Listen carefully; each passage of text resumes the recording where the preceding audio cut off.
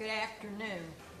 We are so fortunate to have Erik Assadourian with us this afternoon to bring us back to Earth and earthly concerns after having our focus on space and other planets. Erik is a sustainability researcher, writer, and communicator. He has authored books, board games, and other things. Right now, he writes a weekly Gaian reflection, organizes online Gaian community events, and leads a local Gaian guild in Connecticut. The Gaian Way's most recent project is the Cycles of Gaia eco-educational poster and school curriculum. So Erik will talk to us about Earth care. Thank you, Erik.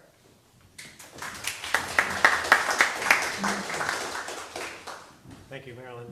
And for those of you who haven't seen in the auction, the Cycles of Gaia, what's that? Yeah, I think it is. It's on, yeah, it's on. Everybody can hear me okay? All right. Yeah, so the Cycles of Gaia poster is actually in the auction, so feel free to bid on it if you want a copy.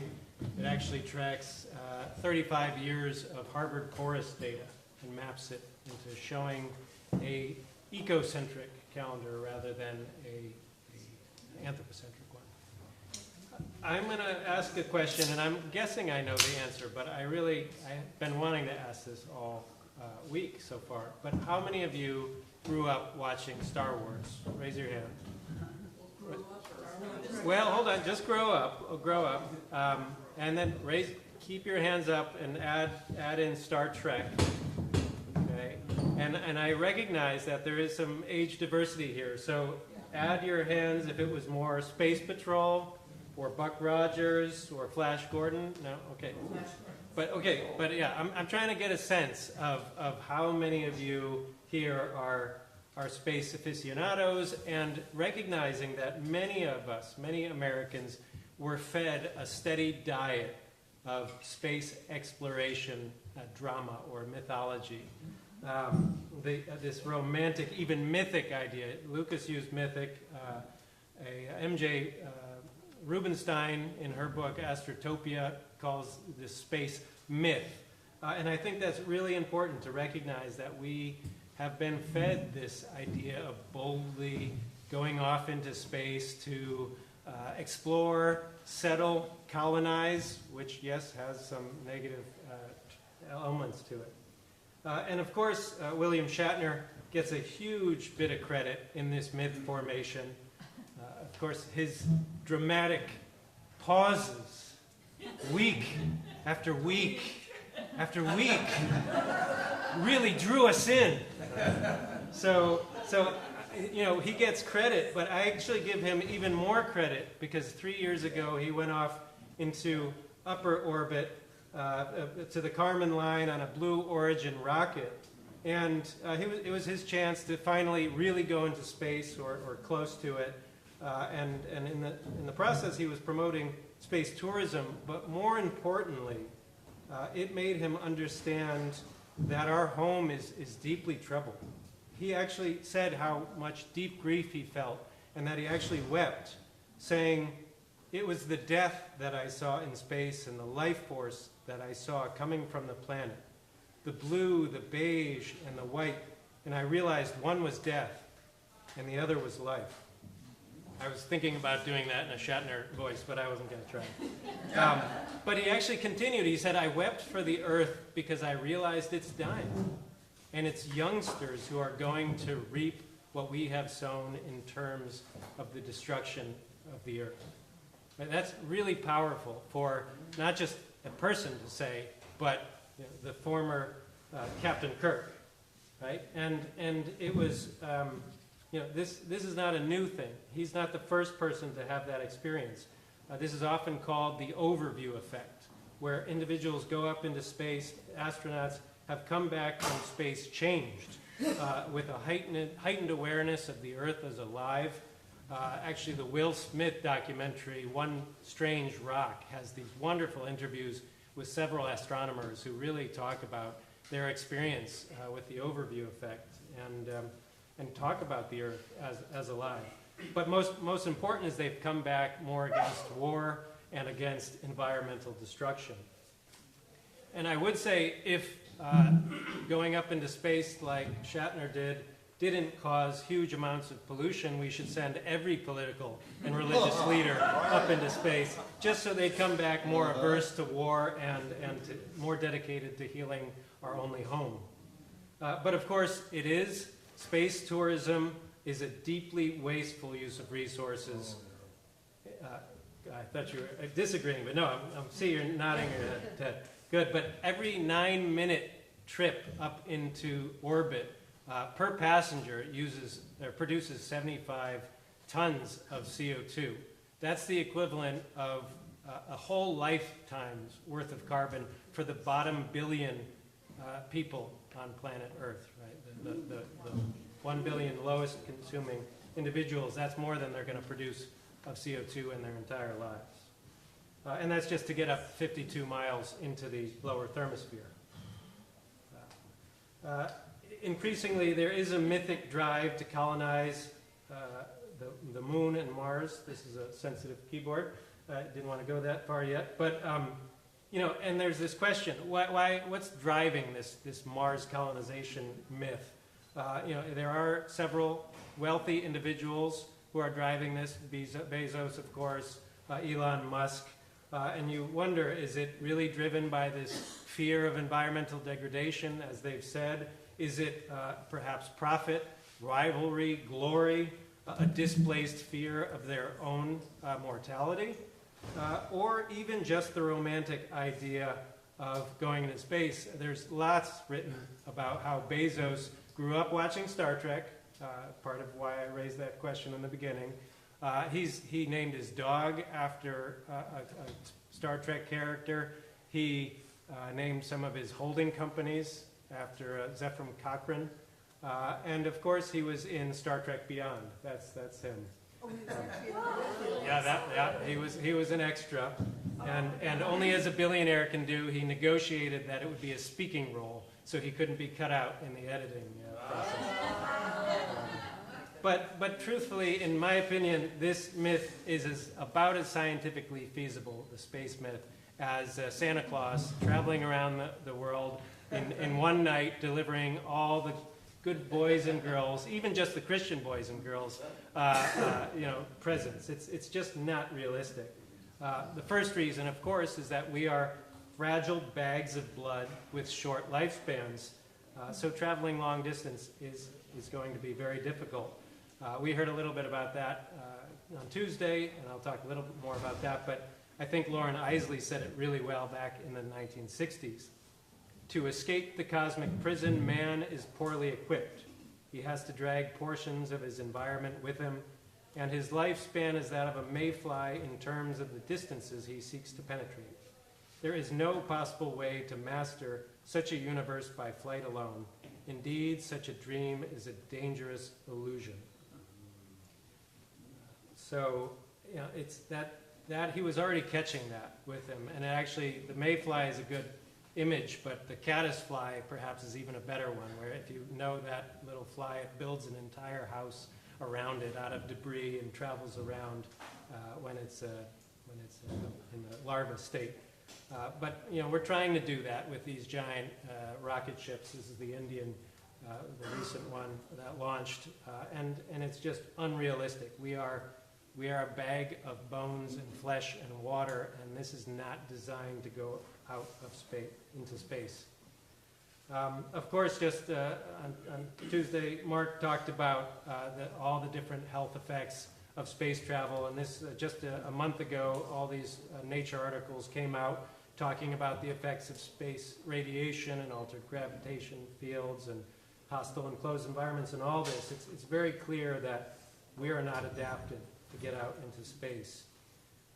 But much less talked about is the fact that humans evolved as part of a larger Earth system, right? Mark mentioned some of the immune responses, the latent viruses coming back. I would guess, I mean, I don't think the evidence is there yet, but a lot of that is because of our microbiome. 80% of our immune cells are based in our gut, right? So, this is how our microbiome is how we're understanding the world and understanding what threats we're encountering. We get glimmers of how hard it is to replicate an Earth system. Ted mentioned it, and I'll mention it here, the biosphere too, right? This was a place where, okay, maybe we should be able to figure out how to do an enclosed system, at least on Earth. And yet we couldn't. All these different novel surprises happened. The concrete interacted with oxygen, depleting the oxygen levels to a dangerous level. I think it was 3/4 of all animals died, small animals, and all the pollinator species died in this place. And there were all these invasive ants and cockroaches that flourished. Even something strange, the savanna trees, many of them snapped because there was no wind, right? So it's like if you're trying to recreate Earth, it's way more complicated than we give it credit. 4 billion years of evolution and all of that.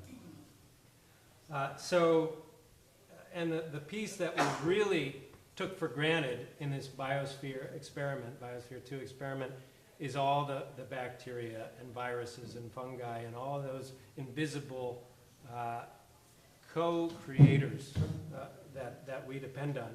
In fact, I think it was the novel and the film, The Martian, the first time I saw someone actually engaging, or a novel engaging with this recognition of the microbiome and the microbiota being so central. Of course, Matt Damon has to survive by himself on Mars for a year. And how does he make the soil able to grow potatoes? Poop. Yes, his poop, right? And all the bacteria there is what was needed to spark the process of growing his potatoes. Of course, humans are made up more of non-human cells than human ones. And as I said, 80% of our immune system is based in our, immune cells are based in our gut. Our moods are regulated by our gut. There was a recent study where gardening, where you actually put your hands in the soil, it triggers an immune response, certain bacteria, which releases serotonin, right? So you literally get free antidepressants by gardening, right? So that's this kind of level of kind of interaction that we don't fully understand. In fact, in a recent book on ultra-processed foods, which I highly recommend, Dr. Chris Van Tulligen, observing the depth of awareness of cows as they go from grass to grass or plant to plant, really understanding the nutritional needs of themselves, where in fact they'll even go to one plant and eat it, and then eat a different plant to counteract some of the toxins in that first plant, right? And while I've been enjoying this island, I spent about 20 minutes over the course of yesterday and today watching this one muskrat. He was not afraid of me, and so I was literally this close, and I watched him eat just the clover for a while. Clover, clover, clover, some flowers, and then he went to the plantain and he ate some plantain. Like, it was really amazing to watch. Like, there was something driving him to pick what he was eating. And in fact, Tulliken really says it well, to recognize that the cow microbiome is so crucial to its survival that you could invert your idea of a cow and think of it as simply a vehicle for its own microbiome, a four-legged vessel transporting the microorganisms to the plants of their choice. Once you've done that, you can imagine yourself in the same way. Right? We, with our big brains and our arrogance, we think that we're in charge, but it might be our microbiomes that are driving us, right?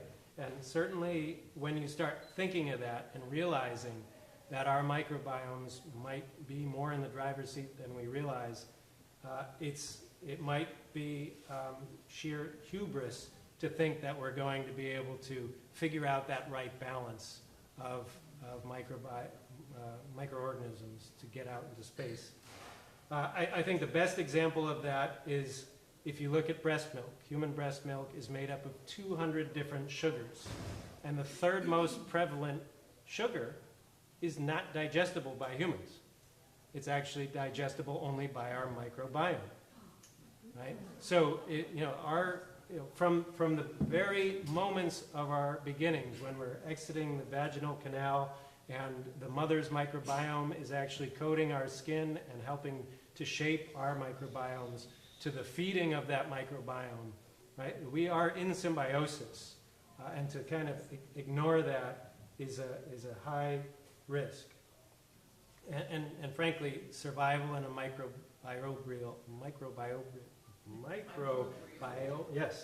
desert, thank you, may not be possible. And that's just entering into a dead planet.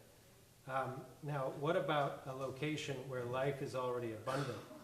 I think that the very best example of this is an oldie but goodie, the War of the Worlds, right? Where you have the Martians come and invade us, and we are trounced, right? We have no ability to stop their powerful machines. They're terraforming, but of course the bacteria and viruses of Earth defend it against these Martian invaders and successfully kill off all the Martians. That is a story that is replicated in other science fiction. The Sparrow. Anyone read The Sparrow? Yes, that's one of my favorites, and it's a really beautiful story of a Jesuit priest heading 4 light years away with some traders, with a D, not a I-T, to a newly discovered inhabited planet. And as soon as they're off the ship, several of them are dead within minutes, breathing in bacteria and toxins of that place. And you don't only need to look at science fiction to see how that has happened. As we colonized, as the Western Europeans colonized the New World, and I put that in quotations, the exposure to these new pathogens wiped out almost entire populations. And not just humans, animals, even plants. There were 4.5 billion American chestnut trees. And I put this picture up just because, as one who never really saw American chestnut trees, to see how huge they were. But they were almost all killed off by a fungus from a Japanese chestnut tree. So really the key question, even if this was possible to go off into space, do humans want to knowingly do that to other living planets? Even if it were possible, would we really want to go off and risk wiping out the beauties of life in other worlds? Honestly, I don't want to focus too much on this because I just don't think space travel by humans to that degree is actually realistic or possible. But I do think it's important to talk about because it's today's equivalent of how many angels can dance on the head of a pin, except that we're spending billions on manufacturing better pinheads. So, but if we are successful, and if I'm wrong, and space travel is possible, do we really want to go out and seek out space as salvation to our dysfunctional relationship with our planetary parent, and become the villain portrayed in space operas like Independence Day, V, or The Three-Body Problem? I'm sure all of you have seen Independence Day. Hopefully V. V is actually one of my favorite, the 80s version, not the remake. But in both of those cases, the aliens had destroyed their own planets, and they are traveling from world to world across the universe to extract the resources of other worlds. And obviously to humans, they're monsters, right? But from their perspective, they're more like intergalactic predators, right? Just hunting for planets rather than specific species. But really, I have to ask this question of which is better, for humans to live out their natural lifespan as part of one planet, or to weave through the universe colonizing and destroying other planets because we never learned the wisdom of ecological balance? That, for me, drives this whole question. And then there's lots more nuance, right? The three-body problem is a good one because these aliens, well, they didn't actually kill their own planet. They just happened to be an unstable star system, and their planet was going to die. So is it okay for them to take over other planets? It's a hard question. But I am guessing that all of you agree that the genocide of Native Americans was atrocious, and I think it's the same with other species on other planets. And ultimately, it probably would have been better if the Americas were never discovered, at least until the Europeans had more experience living in a full world and didn't see this as an empty world with resources free for the taking. But in truth, perhaps humans, at least in our modern consumeristic form, are more like slime molds than we'd like to believe. Always spreading out in search of more resources and unable to understand or concern ourselves with limits. We might just not, maybe it's our microbiomes that are driving us and just reaching out, right? Maybe we're not as in control as we think. But I am hopeful that that's not true and that we can imagine a different role for humans. One in which we recognize that we are part of the living earth and serve to keep Gaia alive and thriving, and thus ourselves alive and thriving, rather than escaping our cosmic prison, or even worse, bursting out like an alien, killing our host in our race for other worlds, which is exactly what Elon Musk has said, right? He's on record saying we need to get off this earth and take the resources and build multiple planetary civilization before our earth dies. Of course, this kind of understanding and technocentric future is actually driving its death. So that's ironic. But I would go back to Isley's quotation, right? Is this really a cosmic prison? A prison is only a prison if we see it as a prison. Perhaps we can't be content like Hamlet in a nutshell, but on a large and lush planet like Earth, can't we be? So once we give up our adolescent dream of wanting to explore and colonize the stars, perhaps there's a more mature way to engage with space, one based on our place in the biotic community and our obligations as part of that community. So I would propose we have maybe 3 different ways to engage with space. First and foremost, we need to protect Gaia from threats. And of course, the biggest threat is us currently. We're deep in the throes of a planetary crisis. We're experiencing the start of runaway climate change with several globally disruptive tipping points already locked in, right? So what was the average temperature increase last year? Does anyone know? What's that? 1.52 degrees Celsius, higher than average, right? And that is that limit that we're trying to stop ourselves from crossing.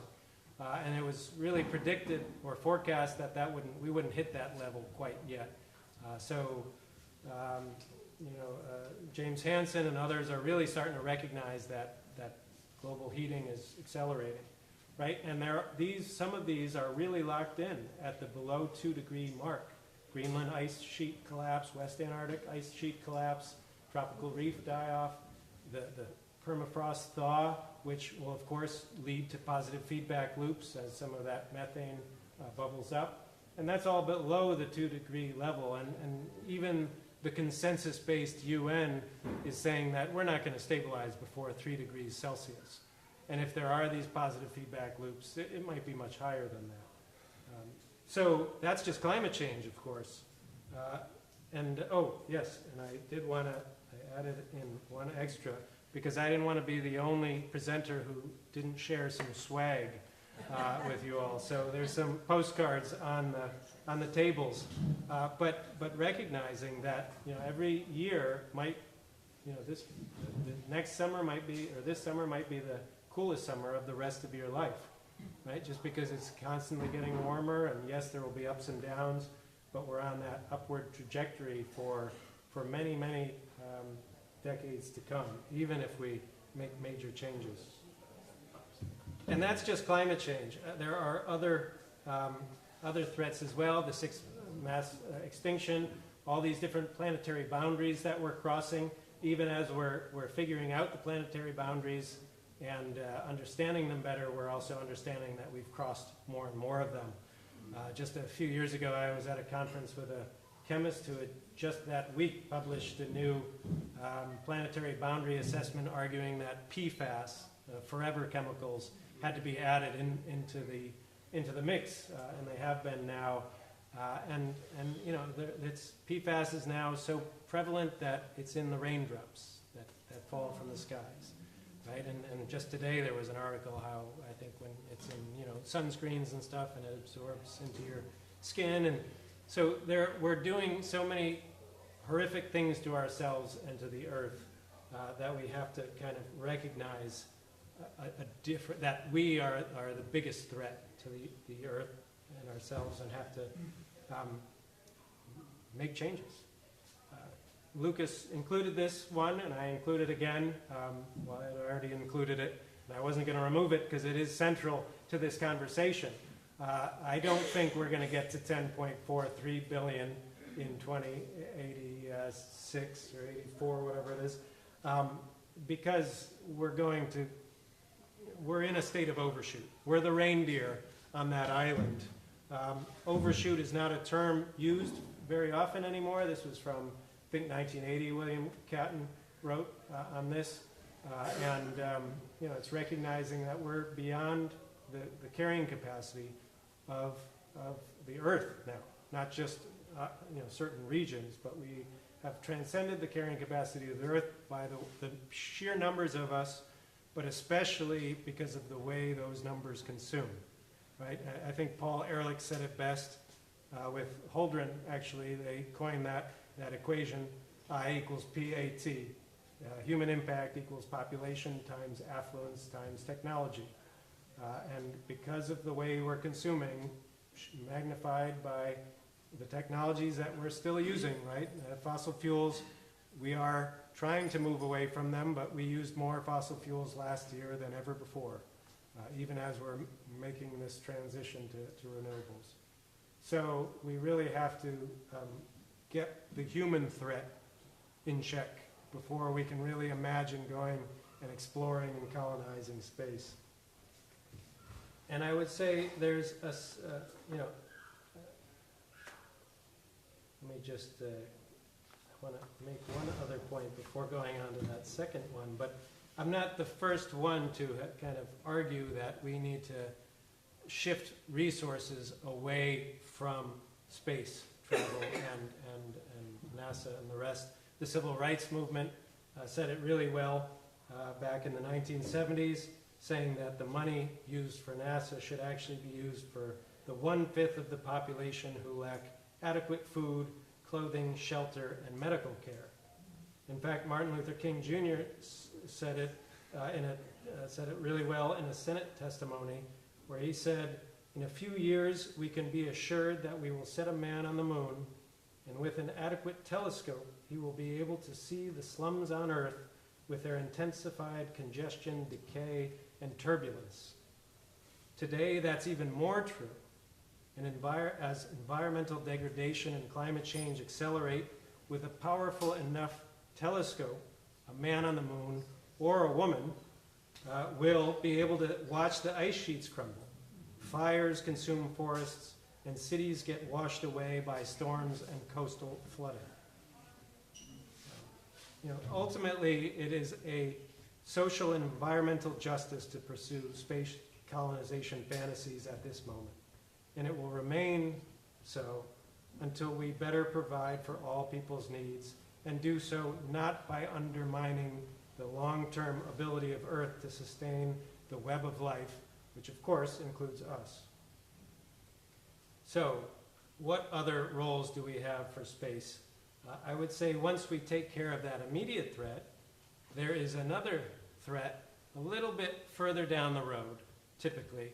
The Center for Near-Earth Object Studies finds that there are no known significant threats of impact for the next 100 years or so, but asteroids, planet-destroying or city-destroying asteroids are a really, that is something that humans, with our intellect, with our technology, can really do for the Earth. It's a service that only we can provide. Even if it turns out that dolphins and whales and elephants are as smart or maybe smarter than us, they cannot redirect the asteroids like we can. And in fact, just today, this is from today's New York Times, I was saying that it might not be 100 years away, but just 3 weeks ago, they found a city-destroying sized asteroid that is going to zip by Earth at 75% of the distance to the moon this Saturday. So they found something just 2 or 3 weeks ago that is going to zoom by right now. So this is clearly a valuable investment for space, is to recognize what's coming and what could destroy the Earth and life on Earth.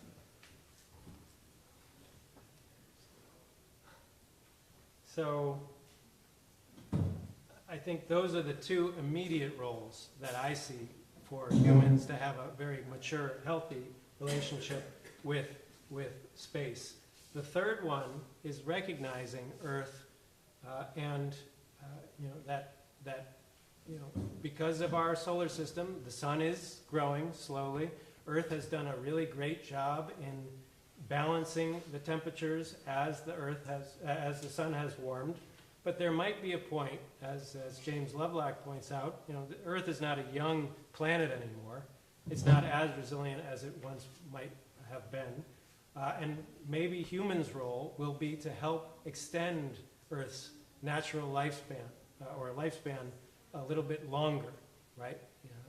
Because of the technology. Ironically, as we try to figure out how to deal with climate change, we might be gaining the skills in order that can be used and applied to cool the Earth even further as the sun grows warmer. And I'm thinking, in the million-year time frame, right? I'm not, I don't know if humans really can last that long, but it's nice. It's a better myth than going out and colonizing planets, is to imagine human civilization lasting for 1 million years and us playing a really important symbiotic role on this planet.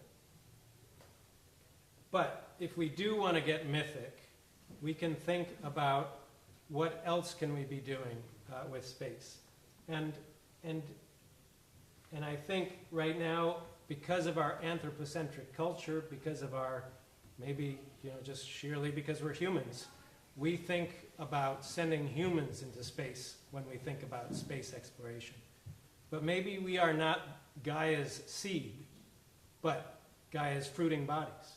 Right? Our rockets even look like spores, and maybe it's about sending literal spores out into Venus's clouds, for example, if there's no life already present there, or other locations where it turns out that life does not exist already, right? Because the last thing we want to do is spread life to where there is already life. That goes back to that earlier point. But could we actually create more living planets? Right? If the goal is to really spread life, if life is better than non-life, as Andrew was saying, could we spread? Could we help birth Gaia's daughters, in a sense? And there is a whole literature on this, and I'm not even sure I think this is a good idea. I'm bringing it up because it's important, and it's a better myth than sending humans out into space. But there is a wonderful kind of conversation around, do Do mountains have rights? Do asteroids have rights? Does Mars have rights to be as it is rather than being converted into our image? And certainly, if there are microbes living in the clouds of Venus already, we certainly do not have the right to spread our own microbes there. But it would be a worthwhile venture to send probes into the clouds of Venus once we've taken care of our immediate problems. And if there is no life, perhaps imagine spreading some life there. And I think that is kind of the three key elements that I would say. It is a very different philosophical starting point, thinking long-term, not in human time spans, not to benefit humans, but just to spread life for the beauty of spreading life. Plato long ago talked about immortality and all the different forms of immortality, biological reproduction, as well as the reproduction of thoughts, words, ideas, art, science, and philosophy. I do not think he could ever imagine serving as midwives to other planets. But that is something that is possibly worth pursuing rather than spreading human flesh bags to Mars or even off into the far-off stars. That, of course, is not as masculine as flinging cars into space, but ultimately the fruits of this endeavor, if accomplished, could last millions, even billions of years, and perhaps even lead to the continuation of this cycle as other technological species evolve, spreading life rather than self-aggrandizing primates around the universe. Thank you.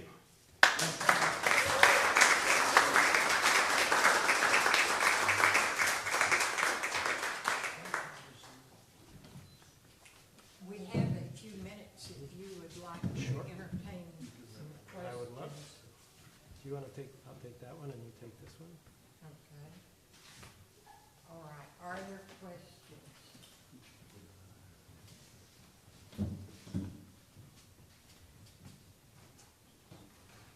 Hi, Calvin Chatlis. I have a simple one. Could you explain the cycles of Gaia picture? I've never seen that. Yeah. It looks interesting.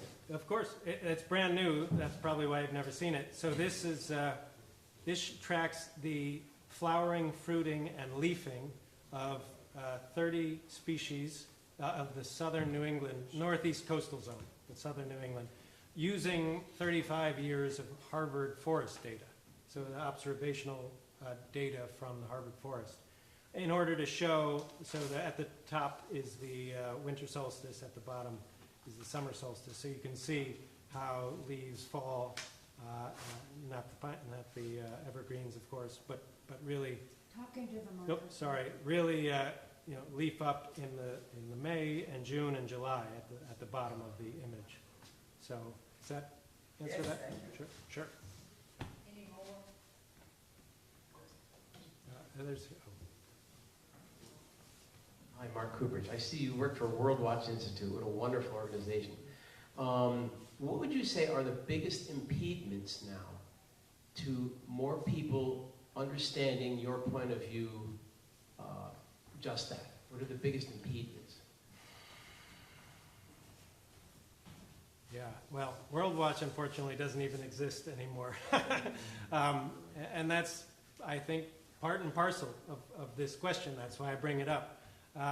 It's hard to focus, even when I joined World Watch in 2001, when you look at our messaging, much of it was apocalyptic, right? This is our last chance to stop this, the last chance. And it every year becomes more true. I mean, it really is just like this is the coolest summer, right? It's going to keep getting warmer on average. But, when you're measuring an organization with a couple $1 million budget against a $500 billion a year in marketing of the consumer way of life, and even if you're adding up all the different environmental groups, but then adding in all the marketing and all the kind of inertia or momentum of the growth consumer culture, it's a hard competition, right? I mean, it's one thing to say that people get it, but they're locked into cultures and systems that are deeply unsustainable. So it's going to take a cultural transformation that is being impeded by many special interests. I know Harry had, yeah, go ahead. Yeah, Harry Conway here. So kind of a comment and a challenge in that, thank you for the excellent talk and the stimulation you've given me, at least, to think about things in a different way. From a geologic point of view, right, the Earth is 4.564 billion years old. It's going to be here for 4.5 approximately billion more years until the sun's finished burning hydrogen and goes into helium. So, after a fashion, the Earth doesn't give a shit about us. Yeah. I don't disagree, yeah. Yeah, it's gone through fluctuations of various kinds of organisms that have gone extinct, but at the same time, overall, since about 560 million years ago, the diversity over time has been essentially flat, if you keep in mind both soft-bodied and hard aspects, hard-shelled or bones of organisms. So I'm curious how that fits into the big picture here. Because really we're taking a human point of view for the well-being of us on the Earth and the Earth. We're part of that equation. Geologically, though, so what?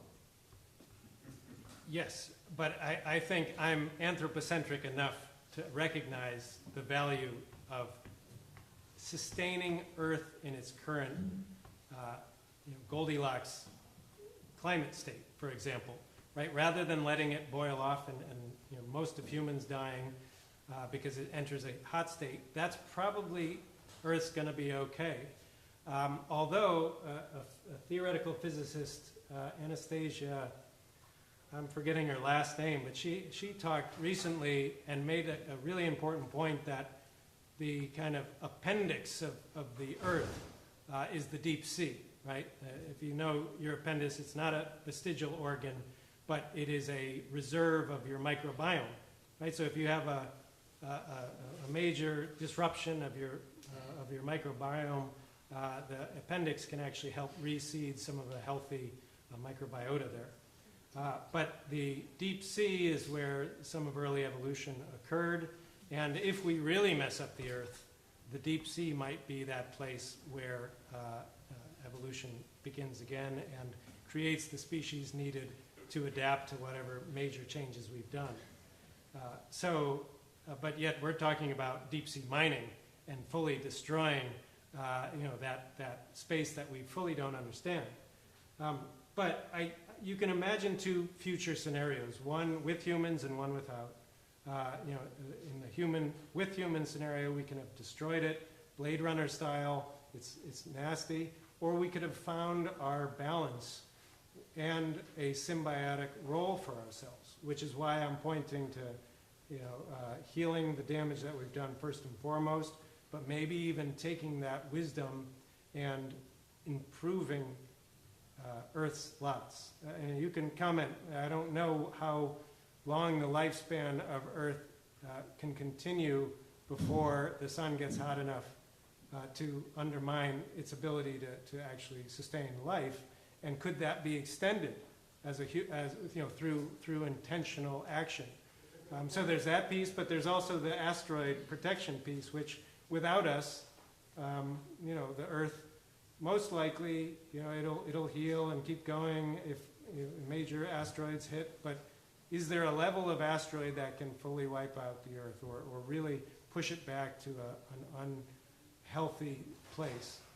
So my point is, if we're going to imagine humans staying, and I don't think any of us here, this isn't a conference on engineering, like in the other science fiction reality, all those human killing off, 12 Monkeys or Utopia, all those science fiction shows about getting rid of humans.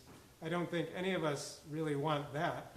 So what is the role, the healthy role humans can play in that symbiotic Earth-human relationship? Okay, one final quick question. We're about to run out of time. Thank you. Susan Farber here. Wondering how you think about the passivity and even the silence of organized religions. The Pope, for example, makes a statement about the sacredness of life on earth, but makes no specific demands of its parishioners to change their lifestyles, to do actions to save the earth. Wow, what an excellent question. So at WorldWatch, I joined WorldWatch in part to join a new research study back in 2002. I joined in 2001 on looking at the religious community's role in sustainable development. And I wouldn't say that they have not done anything. I mean, there are some beautiful examples like the Alliance for Religion and Conservation, you know, the ecumenical patriarch Bartholomew, now Pope Francis.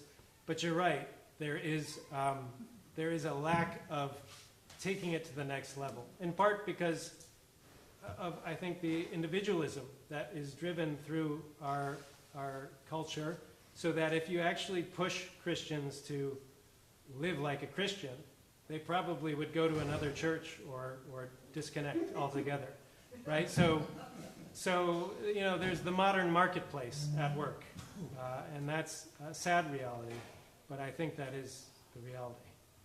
Thank you so much for very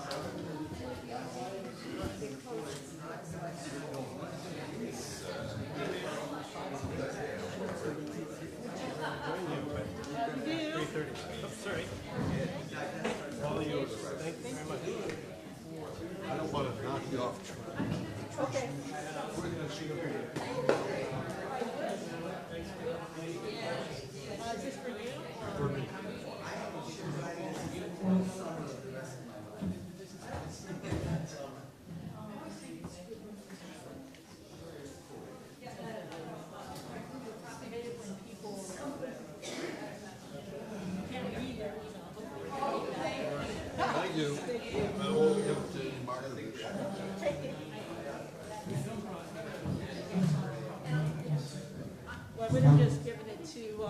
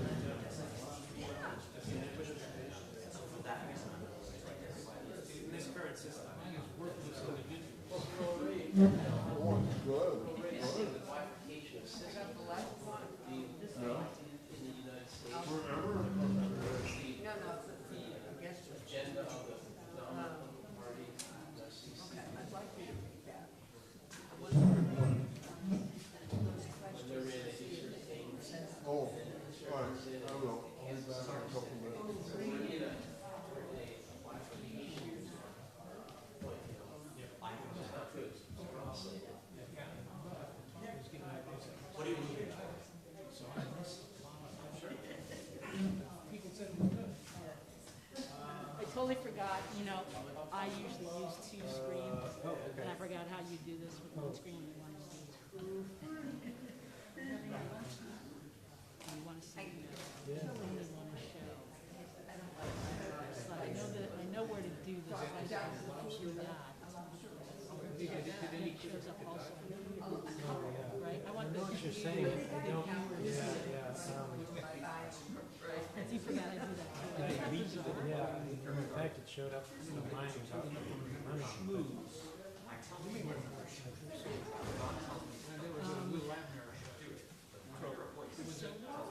it should be.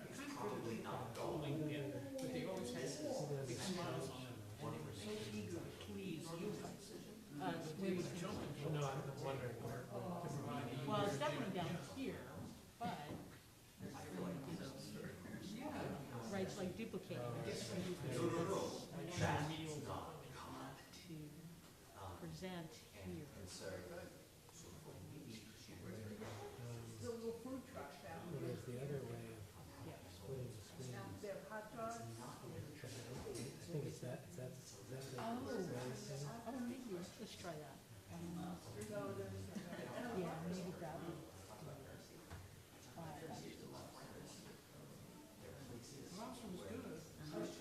I would, we don't get these days.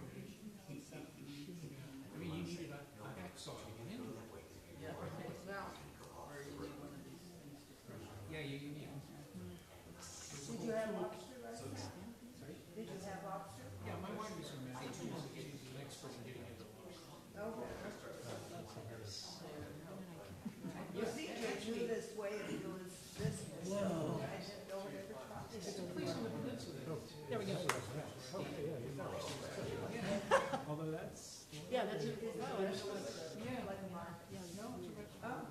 I mean, not that that's, let's try it. Let's see what happens here. No, it's okay. It's just that.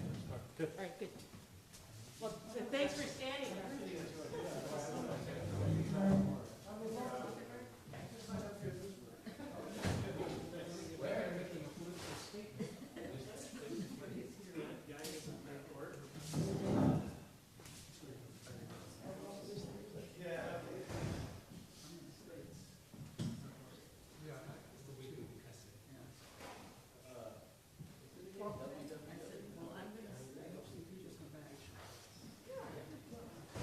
Because, as you know, I won the California lottery and they're delivering. So my son's And they said you were here. So you're not telling me where to find you. it's on a Buffalo Bill.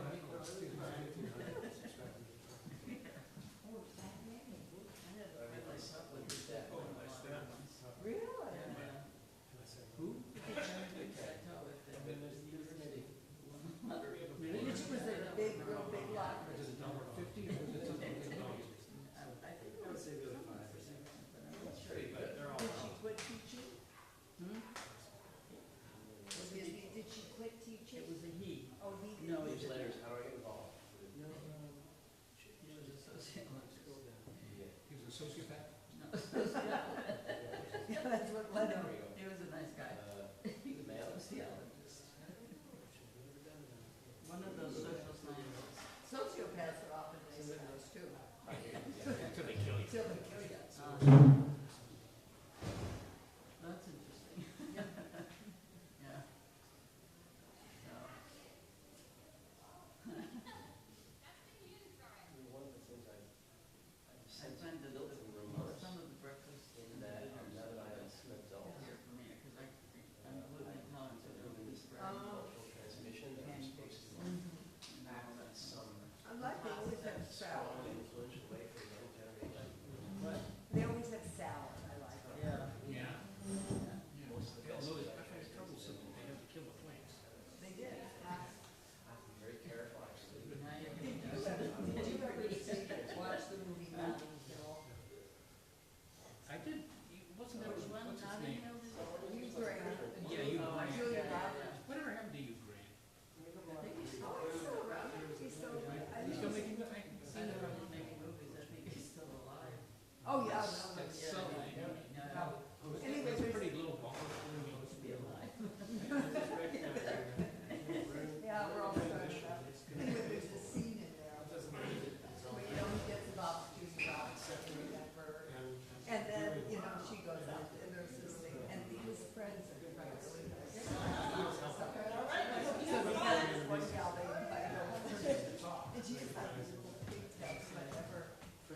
she is, they said something, oh, would you like something to?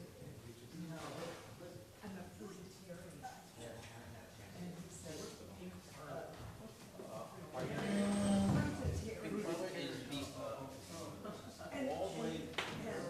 well,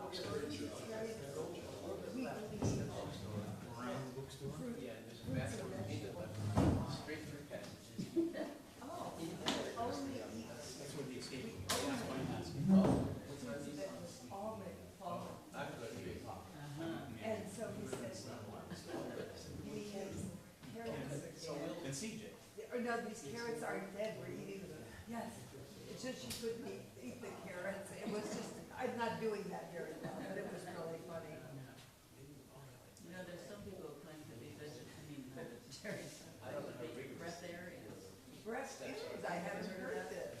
Well, I don't even remember one, but people who claim that they just live off the air. Yeah, breathe up the yeah, I remember reading about that 15 years ago. Breatharians. Yeah, right. What's up?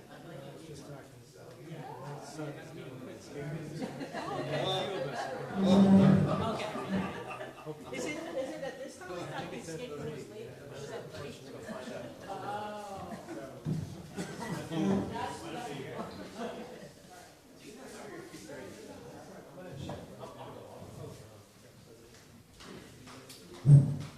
So Ted.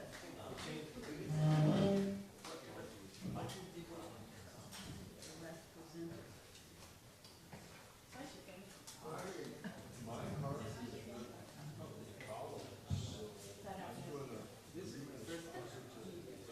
presenter.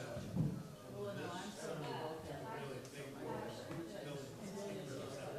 sustainable on Earth and in space. I actually wrote one of my poems. We need to figure out how sustainable on Earth. Have we found this? No, I think what has to be dismissed is the idea that if we move our start all over again on another planet, so that we lose our zeal for caring. But you're right. You know, starting over again on another planet, that's sort of implicit in the discussion. There are no planets nearby that we could travel on. Exactly. They're all planets. Right. And so you would realize that in an environment that you make, manufactured space colonies, and you can make those on an island, as many of those, whatever, Yeah. and you can sustain it. All the energy you need is out there in space. Right? And it's back in water, you can grow a lot of stuff. I think that people will look back at all of this and they say, they constrain themselves to only eating stuff you could produce on Earth. That would seem very. Yeah. Are there people actively working on that? Doing space colonies? You know, There are people who are very serious about it. The problem is to put up a space. It's an expensive business, mostly a transport cost. So nobody is building one on Earth that they're going to launch yet. But they will. I mean, people think about it. Elon Musk is spending a lot of money just in one shot up there. But what people haven't talked about at this conference, or many others for that matter, is that you don't actually take all this stuff out with a rocket, because a rocket isn't that efficient. You build a space elevator, and you can take everything into space while listening to really insistent music. You can practice your elephant. Go ahead. You can practice your elephant. You know, don't you have about an hour?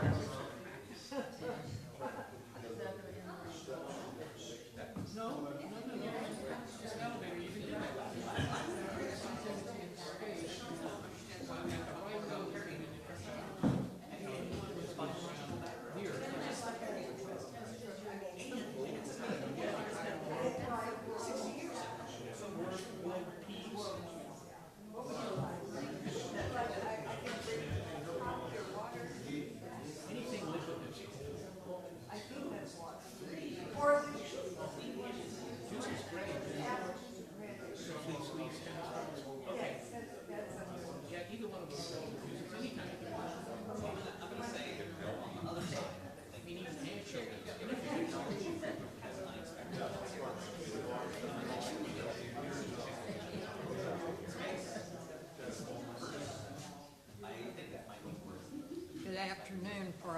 session.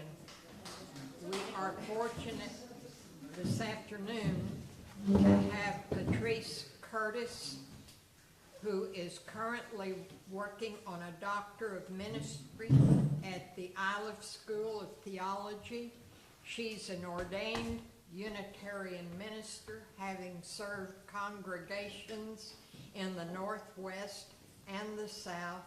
She has also worked with Congressional Foreign Policy, has lived in Africa, Eastern Europe, traveled widely, so she's had a variety of experiences. She has studied Zen and Tibetan Buddhism and is trained as a meditation teacher. She's a published author, and this afternoon she is going to present what the improbable inevitability event, disclosure or contact. Thank you, and here is Patrice.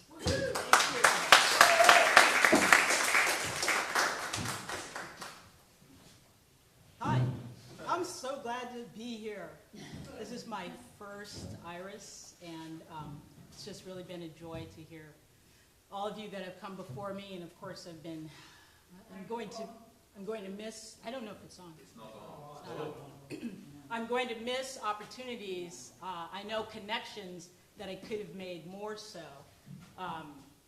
Do I just have to switch it? Is it on now? Okay. All right. I know my voice is in a weird range that is hard for people to hear, so let me know if you're struggling, and I don't know, try to yell. Awesome. So I have to say that I am employed by my denominational headquarters, Unitarian Universalist Association, and I am speaking only as myself. It's kind of like what Jennifer Wiseman said, so yeah. All right. In response to the conference question on what impact contact with alien life might have on human religions, this presentation will examine the lived religious practices of those who seek or have experienced contact with non-human intelligences. So the research I'm sharing with you today is a part of my move toward my doctorate, so it is very much a work in progress, as well as just kind of a snapshot of what I intend to do. So do extraterrestrials exist? Maybe not, but one of the earliest recorded sightings of an unidentified flying object was in 1457 BCE, and Americans still report UFO sightings today. So long before this century, with documents dating to Aristotle, humans believed we were not alone. Scholars from diverse fields have grappled with the idea of the existence of non-human life, from microbial life to sentient beings. In a primary source volume edited by Michael Crow, which is fantastic if you haven't seen it, hundreds of documents from antiquity to 1915 attest to the enduring interest of lay folks, scholars, in the plurality of worlds, the potential existence and impact of life beyond Earth. In 1878, some claim that this was the first use of the term saucer. Since the 1940s, as you can see, Farmer John Martin saw a thing fly over his fields, and he is described as an upright gentleman, meaning, of course, that we should believe what he says. He says that he observed an orange object the size of a large saucer high in the sky, and that was reported in the Denison Daily News. So, this might not be the first use of the idea of a saucer, but it's certainly one of the earliest that has been printed. Since the 1940s, many Americans have believed that unidentified flying objects and extraterrestrials may be real. Some have had their own experiences of sightings. So I want to talk about some terms and assumptions that I'll be using. I think it's helpful. The call for papers for this conference used the term aliens as the primary term and extraterrestrials as the other term that we've heard. And historically and broadly speaking, the terms alien and extraterrestrial have been used and will no doubt continue to be used, and certainly used in public press. However, I have adopted to use the term non-human intelligences, or NHIs, a phrase that has gained currency, particularly in the last few years, in certain circles. And those circles happen to be those who, for example, have testified in front of Congress and claim to have direct knowledge or secondhand knowledge of people who have actually engaged with non-human folks. So the phrase encompasses a wide range of possibilities linked to the potential origination of non-human intelligences, and this is why I use it. It includes extraterrestrials, which would be off-Earth beings, aliens, non-humans who may either be extraterrestrials or may coexist with humans in hidden geographic locations, such as underwater. Ultra-terrestrials, which are beings that exist in other dimensions, but are basically around us. Phenomena is another term, another catch-all term that is as open as NHI. And EBEs is another one you may have heard, extraterrestrial biological entities. And that is a phrase, extraterrestrial biological entities. And that is a phrase that actually someone who worked in DOD uses and claims to have actually seen. So NHIs is a phrase that I'm using for all of these, and no doubt there are other terms that some of you may have heard. Is there a term I'm missing that anyone has in their mind thinking, why didn't you say that one?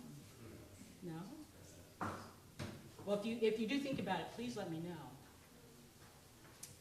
know. For the purpose of this paper, with respect for the worthiness and dignity of all, which I deeply believe in, I will refer to all such intelligent potentialities as NHIs.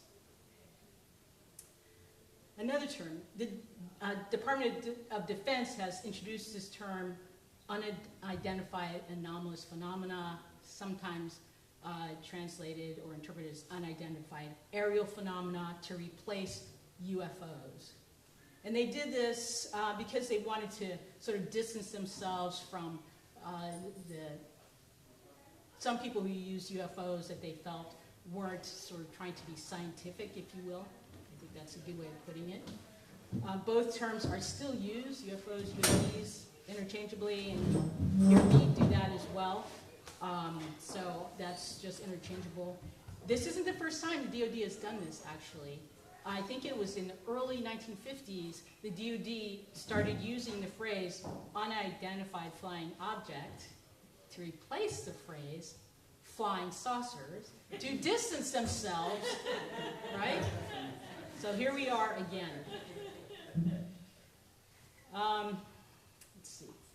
Finally, I sometimes use the phrase UAP community. And I just wanted to say a word about community. I'm using it very loosely.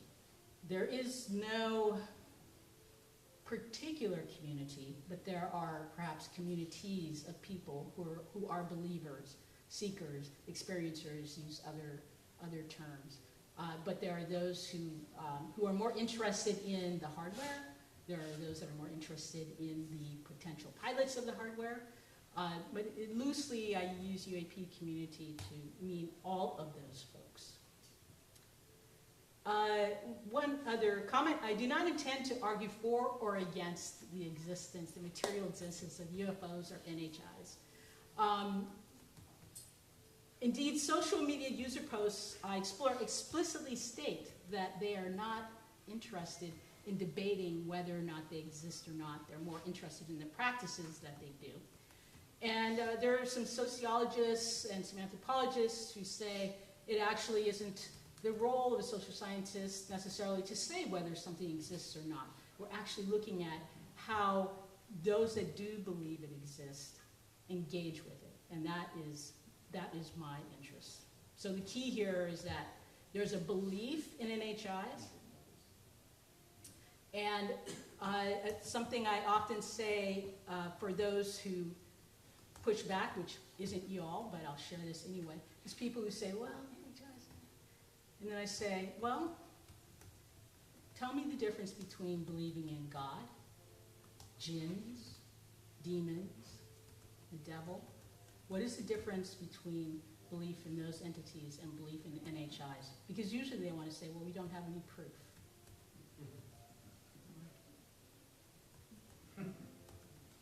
That usually works. Silence usually works really well. Lastly, I will use the term seekers and experiencers, or sometimes subreddit experiencers. Some more about this group later. The assumption that I make, or the assumption I should say that I make and I agree with, is that NHIs will be significantly technologically advanced, and therefore humans would no longer be the dominant species on Earth. And I think it's good to state that aloud. The discovery or the disclosure that NHIs are present on or in orbit around Earth is admittedly an improbable at this point, but I believe inevitable future. So, but it is an assumption I make, right? That whole assumption, improbable yet inevitable. I also believe that such an event would profoundly impact all aspects of human life. Finally, futurists argue that neuroscience shows that humans become better equipped for a changing world when they practice, or when they really actually think about what would this mean. Not just think, but somehow enact it, play acting it, a play. Science fiction, we've had some great science fiction. That actually is a way of practicing futurism.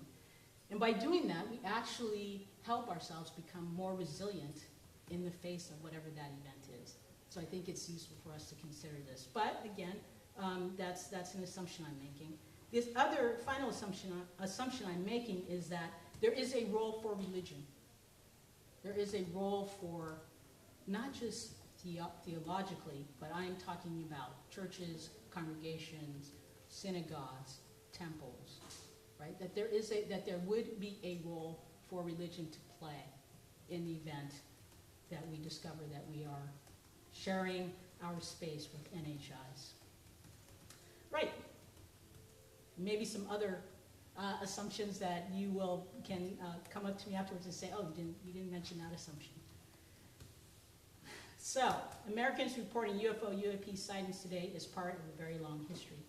In 2021, recent times, a Pew Research survey found that more than half of religious Americans' best guess is that intelligent life exists on other planets.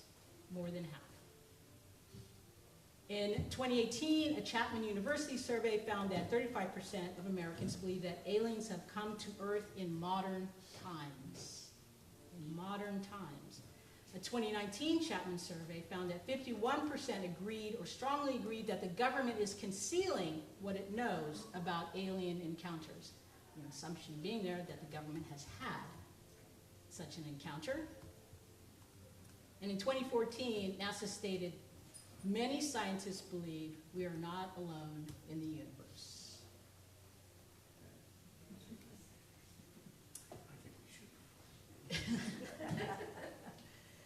In 2017, with the publishing of a New York Times article that showed the U.S. Navy video, which we all know, showing a UAP, widespread popular interest in UFOs surged again. It was basically a report on Project Blue Book that effectively squelched public interest in UFOs, because that Condor report basically said there was no such thing, and anybody who thought ... This video alone sparked a new interest, renewed interest. So Congress has had hearings in 2022, 2023, and 2024.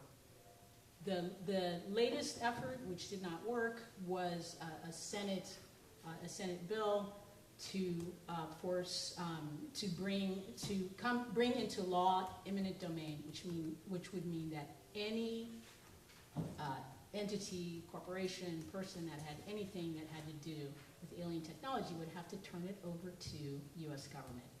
And that failed spectacularly. But there is this continued tension between what is becoming a very organized caucus to support Congress in getting access to what a lot of folks think DOD knows. Let's see. So the UAP community and many scholars assume that NHI culture will be significantly technologically advanced, and therefore we will no longer be dominant on Earth. So this is, we've heard from Ted and some others about whether or not this really would have a profound impact. I think that in certain ways it would not. When people are thinking about not affecting me, but just a thing out there, I think it is easier for us to say, oh, I would be able to grapple with that.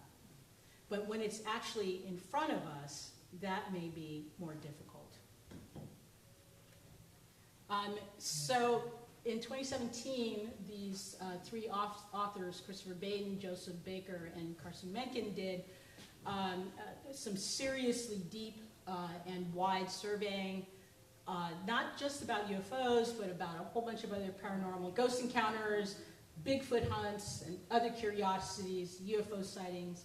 And what they discovered is that the discovery that there are NHIs would actually upend paradigms and establish ideas about the cosmic order, that we would actually have to grapple with this issue. In Brenda Densler, who did a PhD on this topic and then published this book, or had this book published, The Lure of the Edge, Scientific Passions, Religious Beliefs, and the Pursuit of UFOs, found a strong relationship between a person having an experience, or as they call themselves, experiencers, and impact on their spiritual and religious perspectives. They had to rethink what it was that they believed. So astrotheologians and exotheologians have made vital contributions to considering how life beyond Earth will impact Christian and Islamic theologies. As we know, Ted's written a book. There's been a book, Joel Parkin has written a book about Catholicism. Andrew Davison has written a Thomas book. And also there is a book I have yet to, I've just had gotten a copy of it, which is on Islam, and I'm really looking forward to reading that. So there's beginning to be some deep theological work looking at the actual text of religions and what might be changed. Lucas also this afternoon shared some findings about major religious adaptations. And I think adapt is a key word to focus on. We may get there as a species theologically, but I and others argues it would not be without at least some internal struggle, some upending of paradigms, some rethinking of our place in the world. Because there is a difference between believing in angels and seeing an angel before you. It's a difference between believing in an NHI and having one be present in front of us. So I think theological discussions need to expand into how disclosure of our contact with NHIs on Earth or in Earth's orbit will impact congregational religious practices. That is, the places and spaces where theology lives and breathes. So let's move to the lived engagement with the idea of NHIs. So what I want to do is I want to talk about the key belief here is that beliefs in NHIs, as do beliefs in traditionally religious entities, that I mentioned, jinns in the Quran, demons, and more, guides our human kin. It guides some of our actions. And research using social media confirms that belief in NHIs does dictate ritualistic behavior in seekers and experiencers of interactions with NHIs. So within the UAP community that I mentioned briefly, there are those who are actively seeking to be in contact with NHIs. The UAP community calls these efforts human-initiated contact events. Human-initiated contact events. And these are radically different from the non-consensual engagement with NHIs, such as abduction cases. So it's a critical difference. The methodological grounding of lived religious practices of scholars like Nancy Emmerman and ritual studies provide guidance in identifying experiencer practices. Ronald Grimes has done quite a lot of work in this. Grimes identifies the study of rituals as examining their performance, their symbolism, and their structure with various contexts.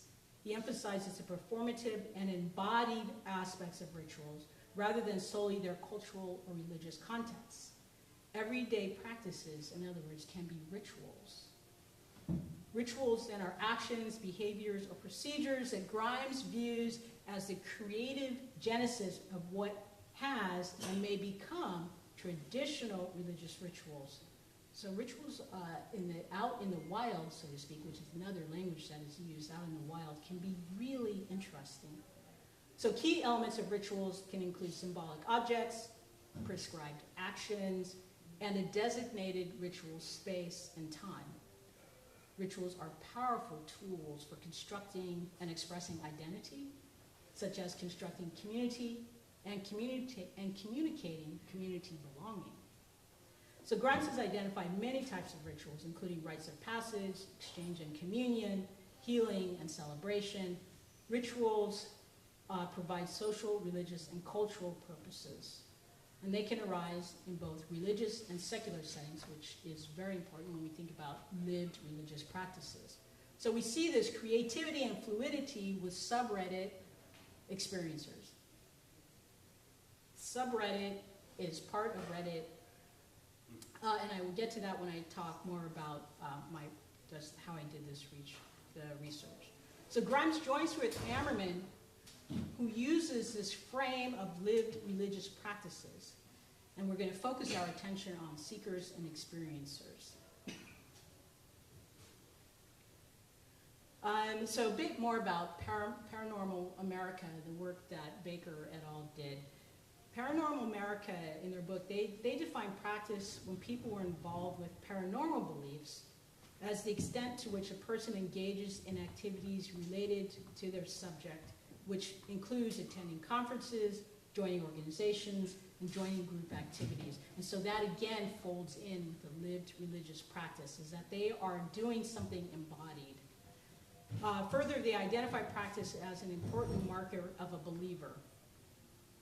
So practice may truly separate the dabblers in UAP beliefs and those who are serious. So I'll move now into my research methods.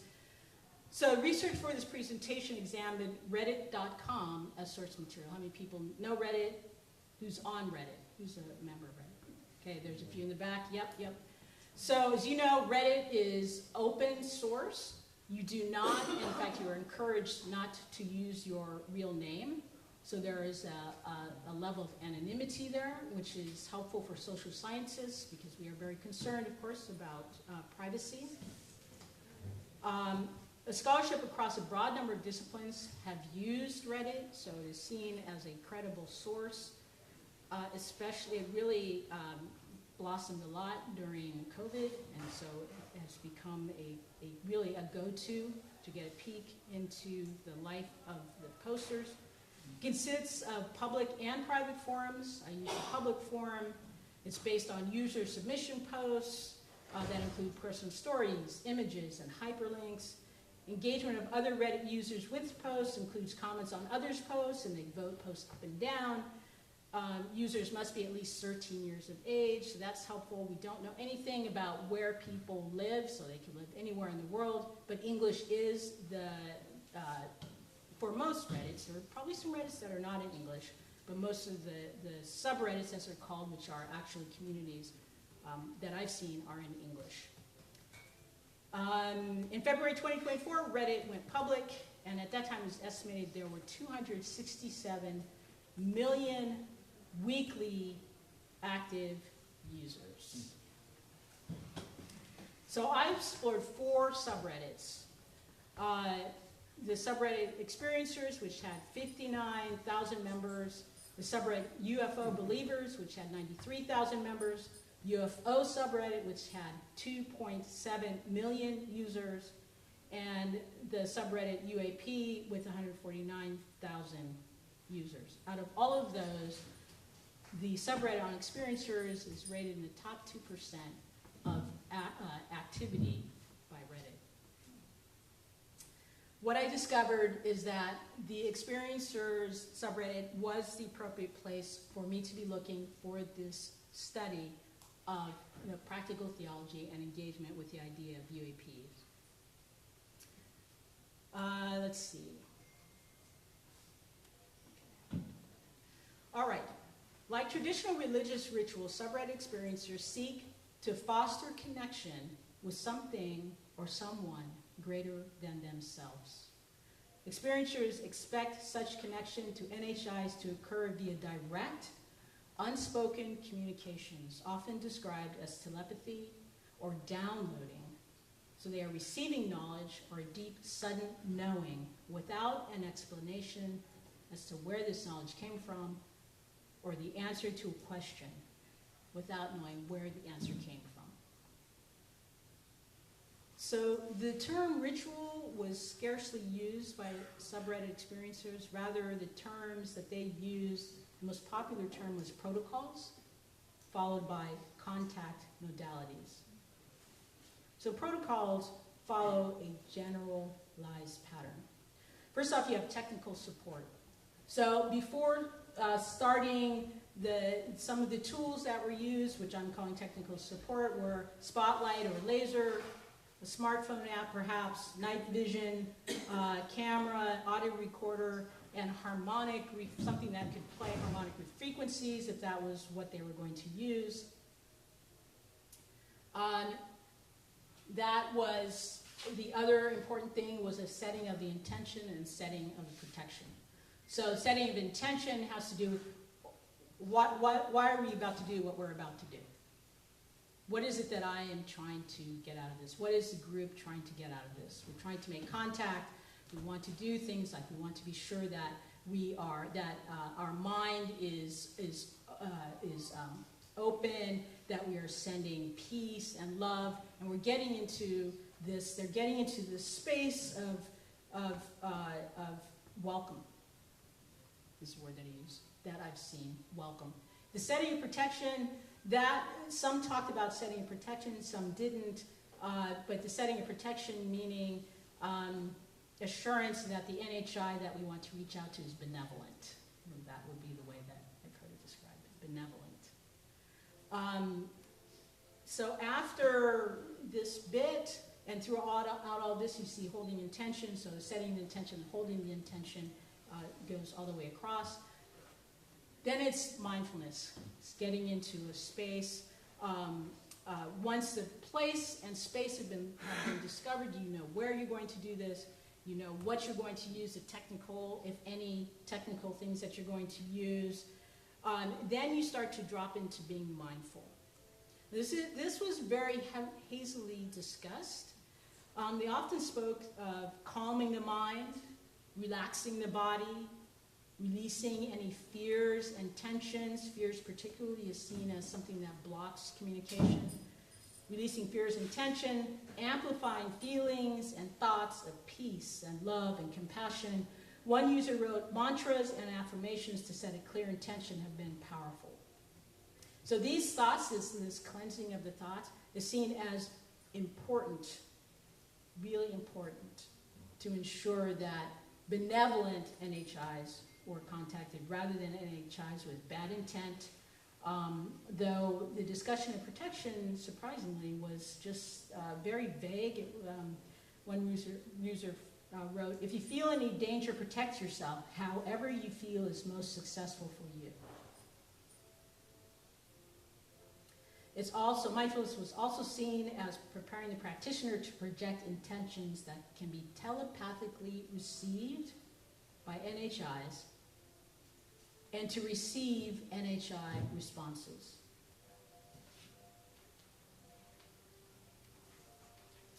Sky gazing and sky watching. This is practitioners generally hoping to expect to see proof. Right? And that proof was generally expected to be seen in the sky. So sky watching and sky gazing goes, you'll see it'll go all the way across the other ways that I will talk about. But without, this is where the technical, some of the spotlight and laser, that was said to be used to be able to mark. So if they were doing group discussion, to be able to say, oh, I see this, and to use that to point to it. Night vision as well is said to enhance being able to see if there are any NHIs.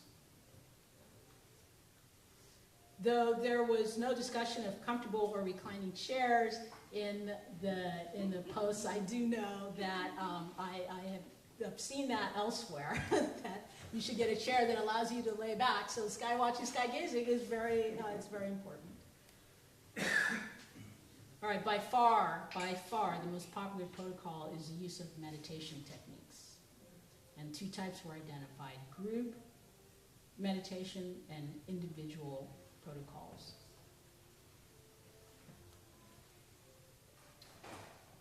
So CE5, Close Encounters of the Fifth Kind, is often practiced as a group protocol, and it's intended to amplify the collective consciousness formed. So the mindfulness is sending the good thoughts.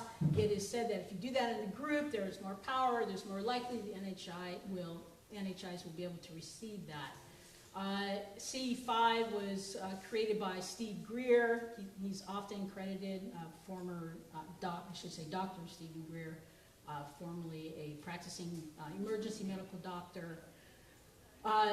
But Dr. Alan Hynek, the head of Project Blue Book, created the close encounters of the first, second, and third kind.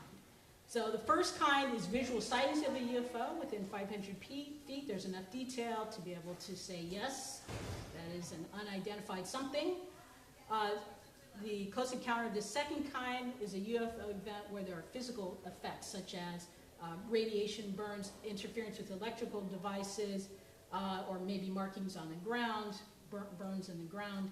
The close encounter of the third kind is seeing or witnessing occupants, entities or beings associated with the UAP inside or near the craft. The fourth and fifth kinds were added by others. The fourth kind is encounters where an individual claims to have been abducted by a UAP or taken aboard a UFO. And then the close encounter of the fifth kind is initiating voluntary human-initiated contact with NHIs through meditation, consciousness, and peaceful intent. So the protocol of CE5 itself begins with meditation and consciousness. The seekers and experiencers are encouraged to enter a deep meditative state. And then there's light and sound, so participants may use light and sound to attract the attention of NHIs. So once again, the idea of using the laser is not only to say I see something, but it can also be used to signal as one is doing these practices. Its intent continues throughout throughout this time, and then remote viewing techniques are sometimes employed to mentally reach out to NHIs. So this involves focusing one's thoughts and intentions toward specific star systems in the group or locations where NHI are said to possibly be. So those are group meditation. Let's see. So I already mentioned remote viewing. Awesome. Individual meditations. Now there are quite a few, as you can see. These were not described in any detail other than saying they're, you know, you could try this, you could try that, but as far as the actual details, it really did feel to me like it was very personal and very individual. People would say some things like, you know, create whatever works for you. Create your own personal meditation. Mantra chanting, sometimes that is a chant that is made up, sometimes it's also, I saw some talk about pujas, some Sanskrit chanting. Astral projection is leaving one's body, energetically leaving one's body to be in contact. The gateway hemisync is a protocol where you supposedly you sync your right brain and your left brain together, which opens you up, and that is a very specific protocol which I decided not to get into. I believe that, but if you look up CIA gateway, you will find it, because this is something that's the CIA explored. And then the last one over here is Tyler's protocol, and that comes from a book written by Diana Walsh Pasulka, who I will mention a little bit in just a little bit. One user's words serves an example of this whole kind of clustering of individual meditation techniques. They wrote, "I make up my meditations as I go." So what I can glean from this is it's less about a very specific protocol and it is more about a state of mind. Another one wrote, "I started with basic mindfulness meditation to develop focus and awareness. As I progressed, I incorporated visualization techniques to open myself up to contact. I imagine a bright, loving light emanating from my heart, inviting benevolent beings to connect." So Subred experiencers really did emphasize projecting universal peace and love while meditating.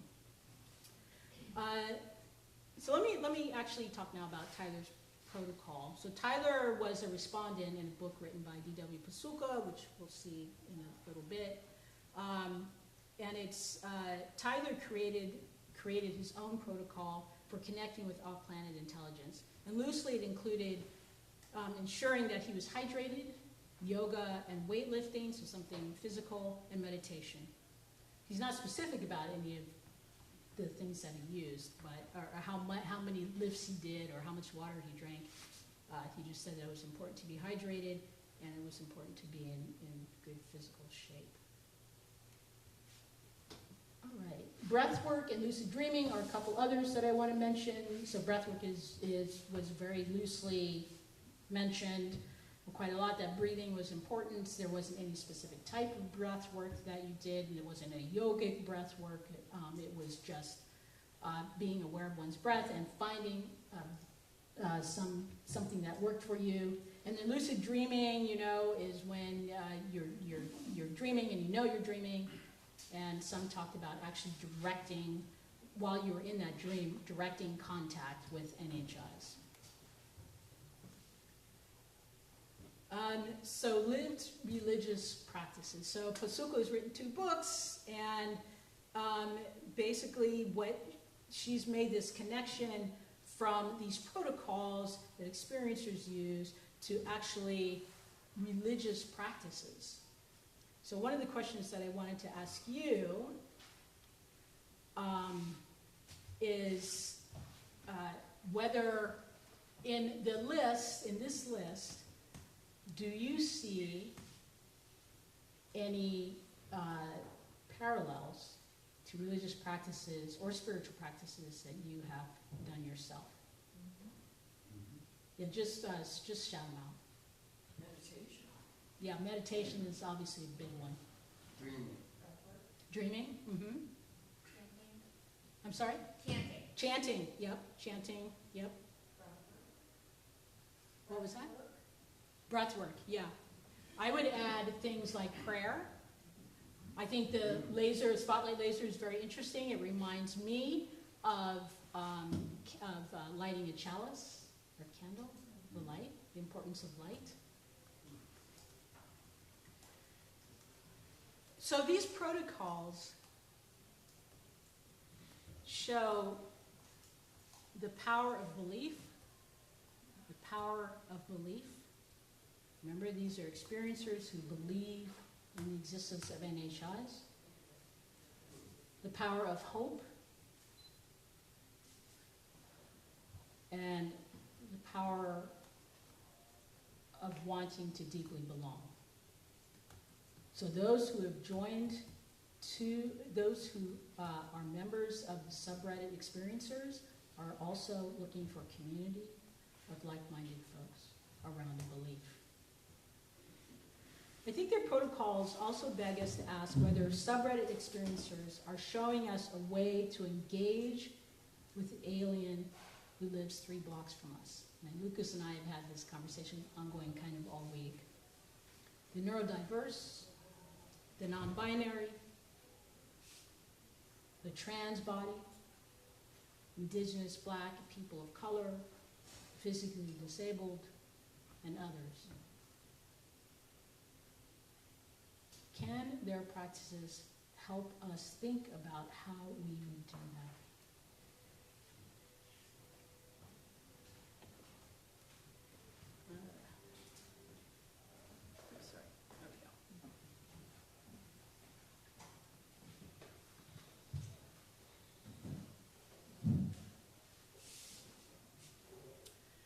So Unitarian Universalism, shout out to all the Unitarian Universalists in the room, just passed a new covenantal statement. It was a very spirited conversation. I hope you guys get out. If we don't see you again, we know you got stuck in the room. We just passed this new covenantal statement. It was a couple of years with thousands and thousands of people having an opportunity to speak to it, and it changes what we had before. We draw from our heritages of freedom, reason, hope, courage, and it's built on the foundation of love. This is really brand new, and we will be just living into what this means in our congregations.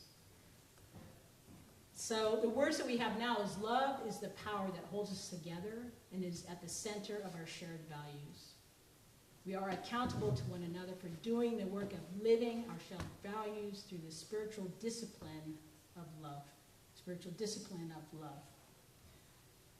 It includes interdependence, pluralism. We celebrate that all are sacred beings, diverse in culture, experience, and theology. We covenant to learn from one another in our free and responsible search for truth and meaning. What will this mean if we are sitting next to an NHI, a non-human embodiment? Transformation, we adapt to the changing world. In equity, we declare that every person, well, we have to change that language, we declare that every person has a right to flourish with inherent dignity and worthiness.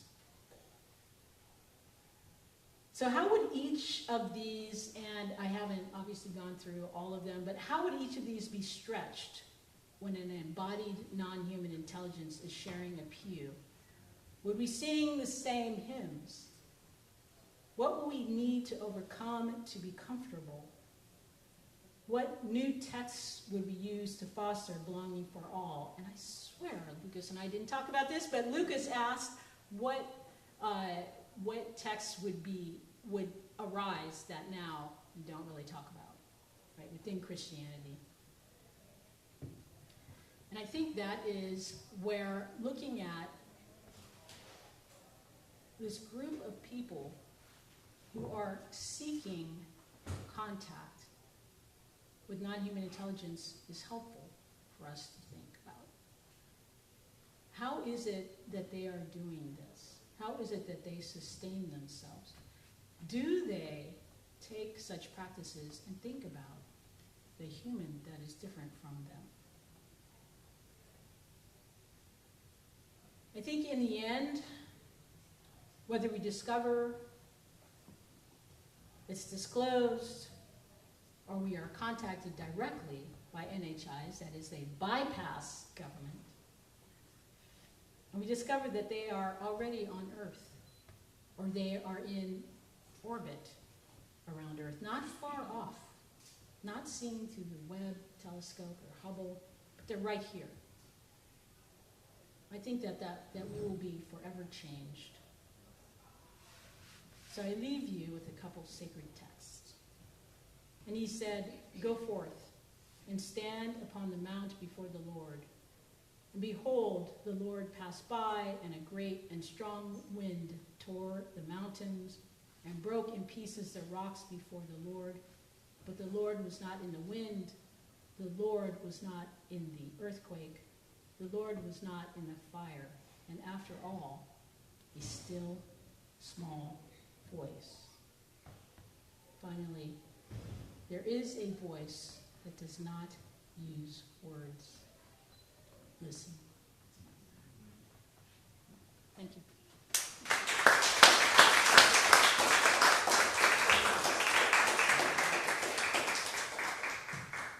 Unfortunately, we do not have time for questions. I had 3:45. Okay. It's 3:30. Last year, we only did 45 minutes. But as long as we clear, you're going to stay here. We've got another presentation going on, starting at 3:45. Oh, that's why I thought it was 3:45. Okay. Here in this room. In this room. So we have a coffee break. We have a coffee break, so if you're willing to stay. Sure. I mean, you know, I'll be around. I'm going to be here until Saturday. You know, while you were doing this, I kept thinking, it's still small.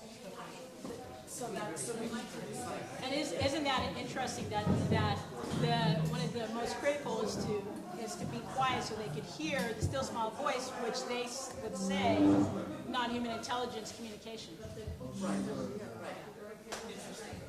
How do we communicate with these people who want to communicate with non-human?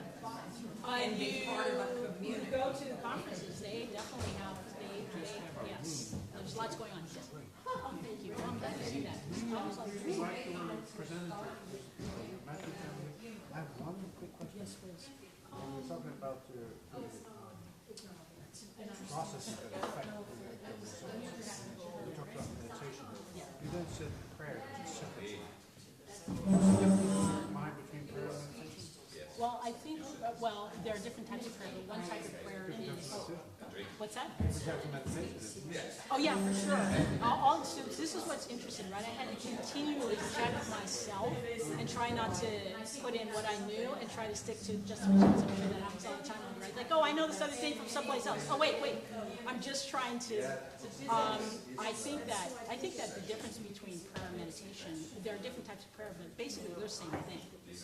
It's just what the words that they were using, I was trying to say. But yeah, but the one thing that is different is that meditation, well, the thing, the only one I would say is different is meditation. Usually when you meditate, you're not asking for something, you're clearing the mind, but you're not saying, in your meditation, you're not asking, by petition, I mean, asking God, my God, please help me with right? I mean, so I'm using petitionary very specifically. Oh, gosh, I'm the last one to get to, but I'll tell you, There's a young woman. Are you usually, right now, you need to put, and setting up for the next I mean, not like saying to God, please help me with that. Well, but that's part of the what protective chanting and part of the protective practices, in this case, which are also deities, is to help you stay on the path. And you're asking them in this fancy, long way Yeah. to help you stay on the path until you're confident and develop enough that you're never going to move off. Yeah, So it's kind of like curious. it's kind of like the Bodhisattva vow, which I It's But it's similar, different. But yeah. It's different. So, okay, But we'll anyway, pick this up later. Yeah, yeah, okay, yeah. No, I'm really enjoying enjoyed it. Thank you so much.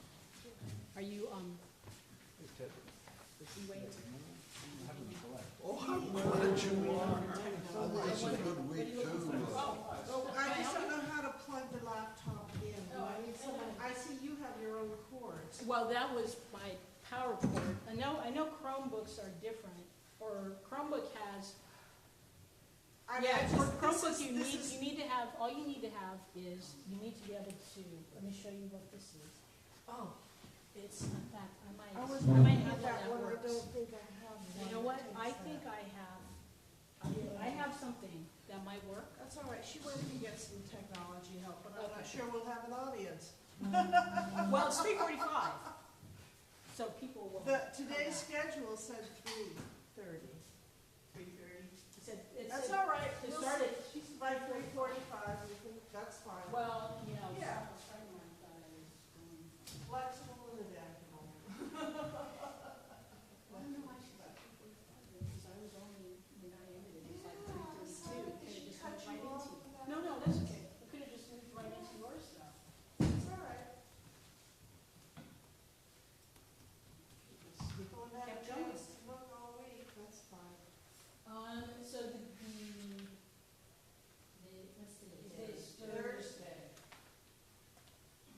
Wait, this is, book discussion. Book discussion. Oh. We have a short presentation and then. Because it says intergenerational activity. Oh, yeah, that's for the children and parents, yeah. Oh, so They you brought- know what? The book discussion probably got lost. I didn't even see that. I just That's saw fine. intergenerational. Wasn't it in the? It was on here at 3:30, so everything is a different source and that's what happens. I mean, It's no even problem. someone who, a friend of mine who's here, thought that I was meeting at 1:45, so I felt like it's one of those days. Yeah. The time Hi, how's it going? We have a Chromebook and we weren't quite sure how to get that into the system. Are you the book discussion? Yes. I know what they need, it's just whether you have it. Yeah. They need a. It does not have an HDMI jack. Okay, cool. USB-C to HDMI. It does have a USB-C? Yeah. She said the But next. it doesn't have HDMI. Do you have one of those? Oh, good. Yeah. Because I do, I you don't. figured you had everything, but I just didn't know where to find it. Sometimes we do, sometimes we don't. It's kind of like, sometimes we got the right thing. Oh, this one? Oh, yeah. So go ahead. Is it okay if I open it? Oh, yeah. Yeah. No, we don't want the. What time is the dinosaur? You're not.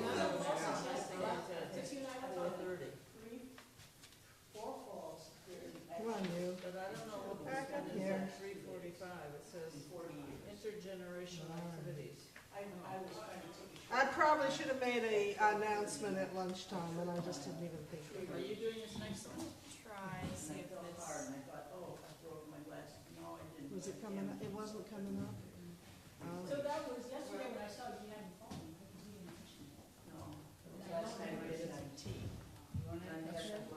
No, thanks for offering though. Seeing the icons at the bottom. So all the good news is no broken bones. Wow. But, In a few years, they're gonna tell you, don't. There you go. Oh, perfect. okay, and now I can just hopefully go. Do you have any notes? Do you have presenter notes or anything? Not really. So how do I get to the next screen? You can click this arrow right here. Okay, and this one will take me back. Take me back. Okay. Great, super. Okay. All righty, well, we'll hang out for a few minutes. Oh, When does this start? start time is up for debate. Thank you. It was just very unusual. No, bad choice. 3:45. I watched the questions. Have you experienced that? I have not. Okay. I'm like Ted. And Ted thinking, don't. I wrote a, Where in a way, I can I say wrote that.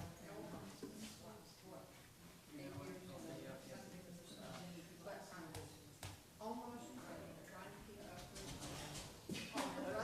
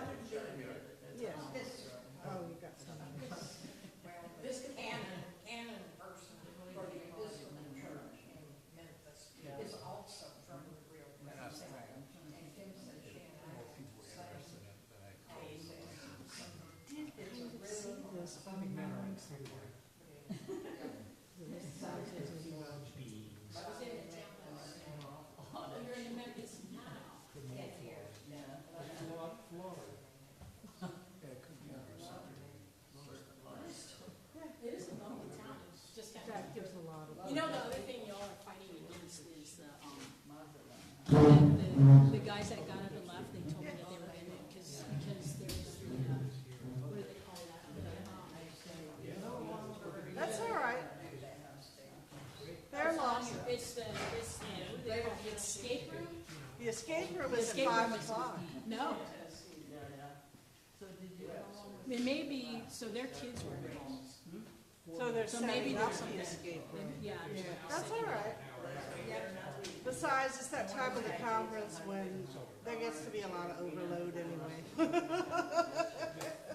not a bad idea. They're not bad. As we get to Wednesday. I mean, I was working. Yeah.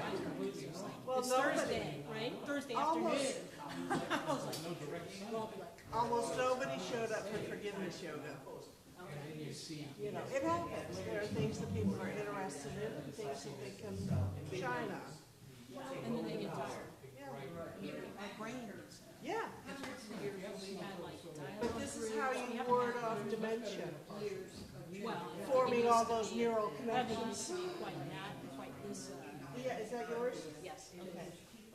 Oh, that's right, yours is still in the backpack. I don't know whose this is. This might I think the conference, I don't know, it could be conference with you. And the younger ones are saying, we're not gonna put up with that anymore. And the white liberals are saying, So what do you think?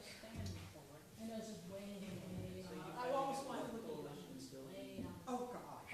What said you good morning? Or any of the scientists out there. And now it's trying to impeach. You wonder why I read it out? Good. You activists think. Yeah, I almost at the beginning, said, I can't believe no science. Yeah. This is all religion. Yeah, it's not gonna be good science I mean, the person Are you good? was also. Yeah, I think so. Good. Thank you. I mean, you know, he couched it a little bit in social science, like it was hard science. Well, no, but that's, well, it's, I mean. But it is social. Yeah. What is it? It is social. You can use I think social science can use some scientific methods. You guys. Which is why I went a little bit into. They do have scientific methods. Yeah. They have hypotheses, and then they get data of different types, and then they see if there's a correlation. Yeah, you can do that in social Correlation science is also. causation. You can do that in social science as well. You can have a strong hypothesis and you go out. It just has to do with how people live as a pretty step. It's trying to understand human behavior. Who's the next speaker? There is supposed to be a book discussion, but I think somehow that Books I have are very it got quiet. lost in the orange because it's down below.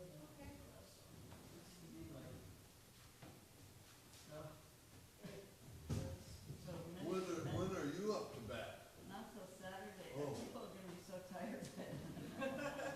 Listen to. You'll pat. Well, it's gonna be controversial, so maybe that'll. Oh, You sorry, should be telling here, people. Just give your talk in Hungarian. Part of my presentation has a brief little quote from this guy, which is a little weird. Can you, No, you. can you speak? Me? Can you speak Hungarian? No. But that's why it won't be good Hungarian. That will be. The hidden words. Well, thank you, friends. There's another quote I have. Is this from on? Marj that he used. Okay, we don't hardly need it, but You can turn it on. There's a switch on. Anything about that? It's on the, Well, I have to look. it's on the side of the barrel. there we go. Kind of French. There it is. Okay. Because my vocal cords give out a little bit. So, Linda, we're going to begin the session. I have a quote from him also. Just saying, it's kind of the same thing you said about expecting signals of something. What? They're beginning the session now. so this is a little bit free-form. I wanted to give a very short introduction, historical context. This document called The Hidden Words by Baha'u'llah.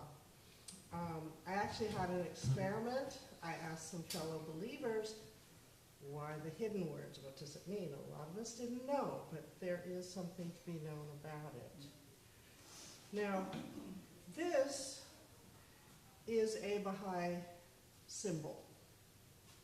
It is calligraphy for the word Baha. The top level is said to signify the kingdom of the divine. The bottom level, the kingdom of humanity. The short middle level is all of the prophets and manifestations. And then you have the vertical line, which passes from God through the manifestation or prophet to the kingdom of Are the humanity. manifestations in the middle of the different religious traditions? Yes, Thank you. yes. Muhammad, Buddha, they're all there. In another document, Baha'u'llah explains that all the manifestations had access to all the same knowledge of God, but similar to the way you tell children of different ages or abilities, different things. And so it was dependent not on the knowledge of the prophet, but on the ability of the peoples to understand. The two stars stand for the twin manifestations of the Bab and Baha'u'llah. We use from the Bab forward the title of manifestation. The word prophet has a distinct meaning. These are some central figures and dates. The Bab, his ministry began in 1844, and he was martyred in 1850. Where was he born, may I ask, Marjorie? Sorry? Where was he born? He was born in Iran. Okay, I forget exactly. Was he born in Shiraz? I think he was born in Shiraz. that's good. Yeah. Baha'u'llah was also born in Iran in 1817. He received the descent of the Holy Spirit in 1853, but his public ministry did not begin until 1863, 10-year delay, ordered by God. God told him who he was and then said, you have to wait. He didn't say wait 10 years or whatever. However, this book, The Hidden Words, came to humanity in 1853, halfway through that period where he was not in public ministry. And then Baha'u'llah's son Abdul-Baha was actually born on the same night that the Bab's ministry began. The Bab was the fulfillment of Islamic expectation, particularly from the Twelver Shia sect. We can go into that at some other time. He became the center of his father's covenant in 1893 when Baha'u'llah ascended. He left a will and testament so that there would be no discussion about how the faith moves forward. Shoghi Effendi was the great-grandson of Abdul-Baha. After studies at Oxford University, he became the architect of Baha'u'llah's vision for transforming society, and the first Universal House of Justice was elected in 1963. So that's a brief history of the development of the Baha'i faith. Key points from Baha'u'llah's ministry. He was a prisoner and an exile during his entire ministry. At times he was held completely incommunicado.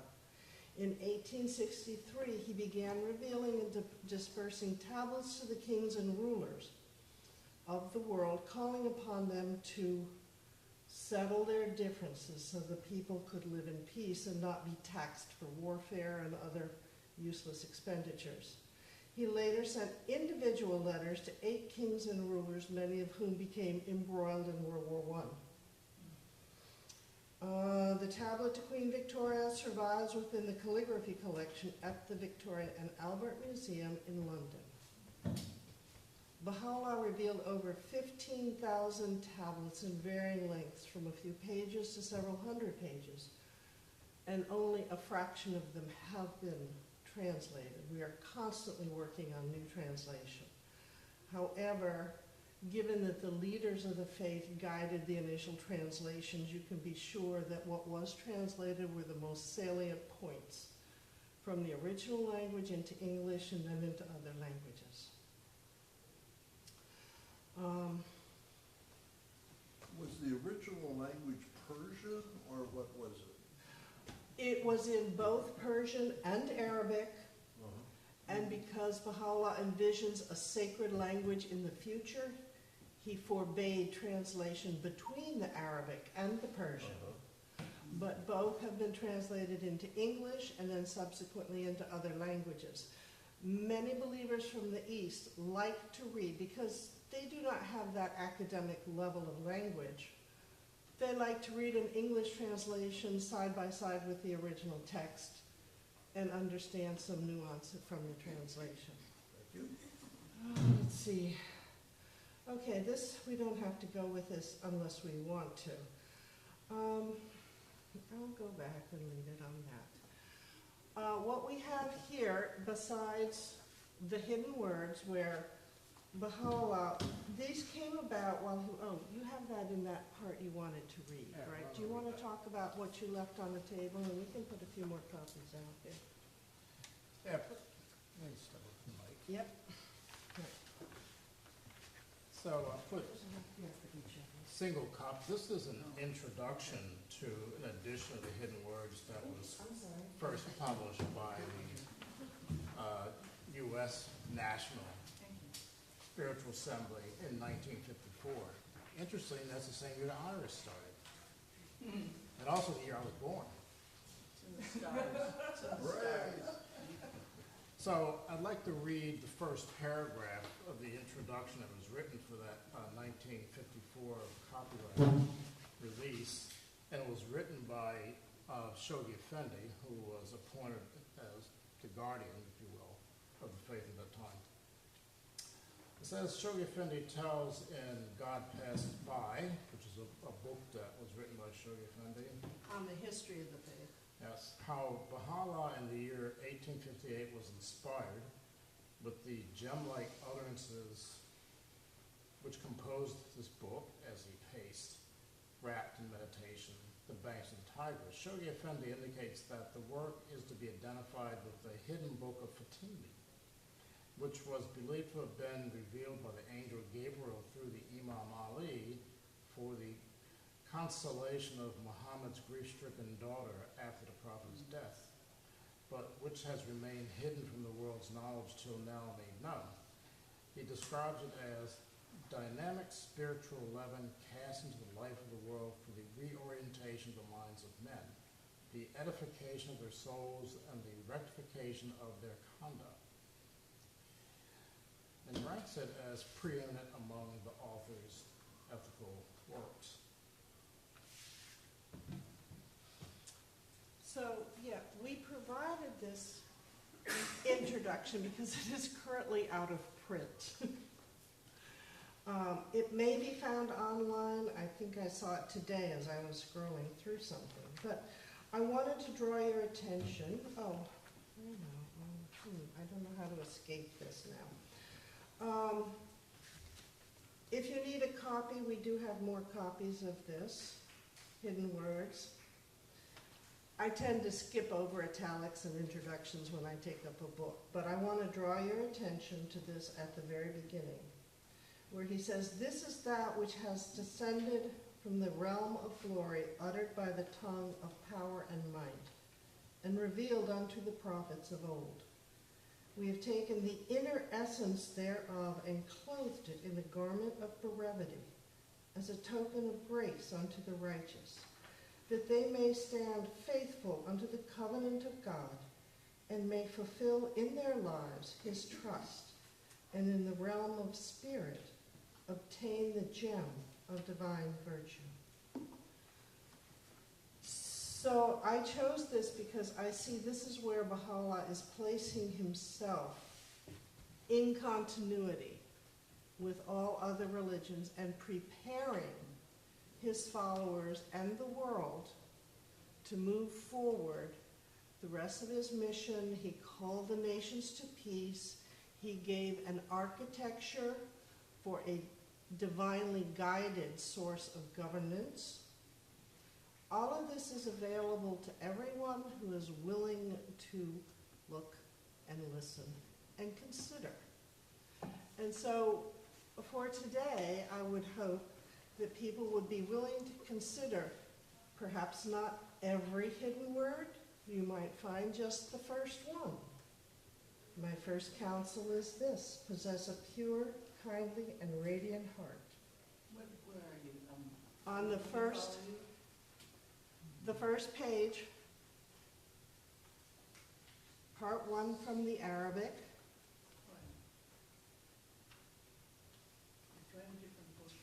Nope. Page forward. Sorry to be. Yeah, no, that's all right. I want you, the invitation, yeah. Yeah, we're a small group. Yeah, we can lose the mic and sit around in a circle if you prefer. Is the glory of glories, is that what you're Yeah. reading?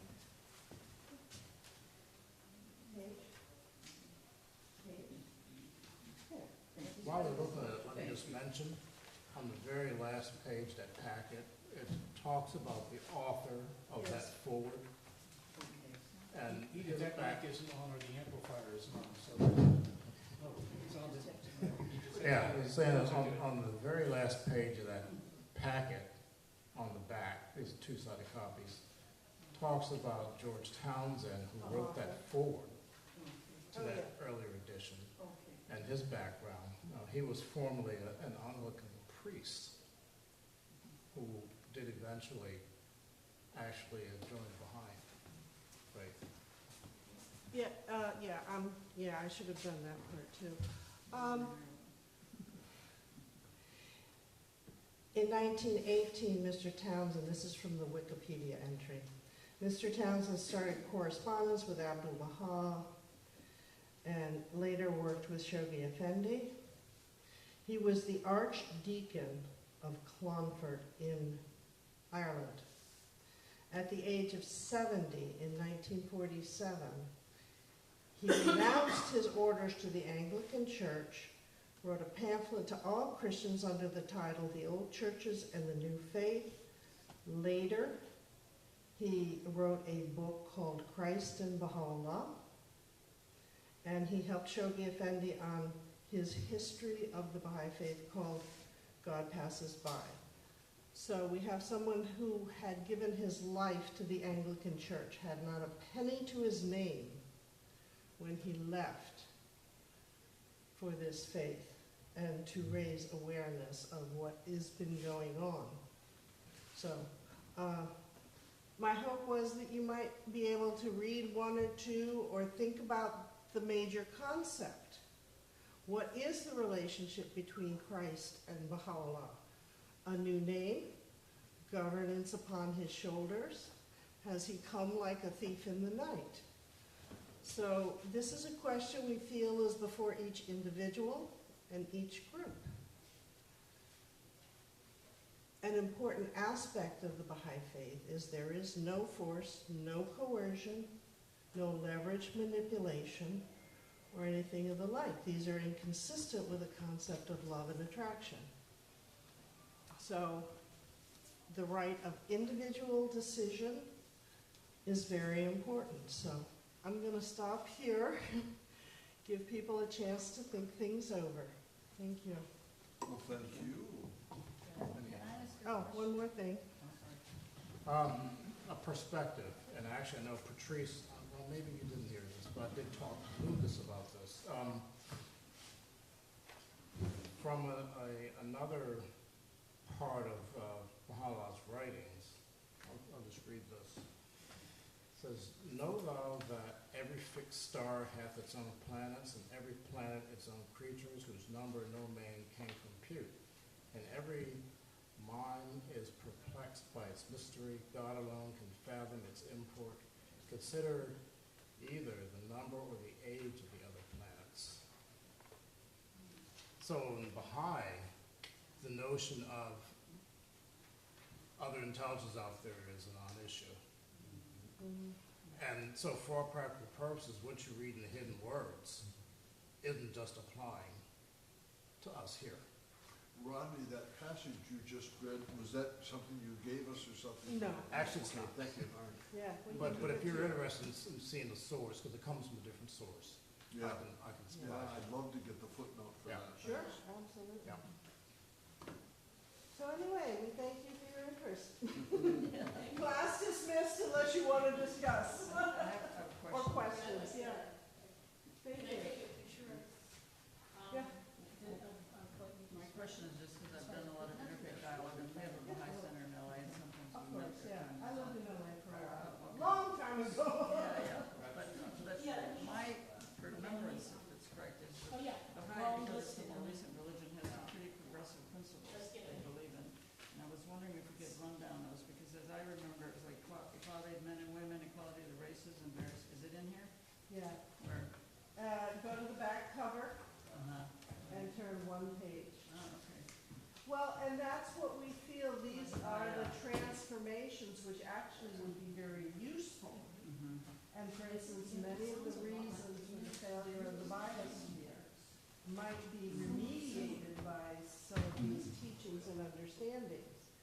And the concept that I tried to convey in the abstract was that we have been living in the shadow of our biological impulses.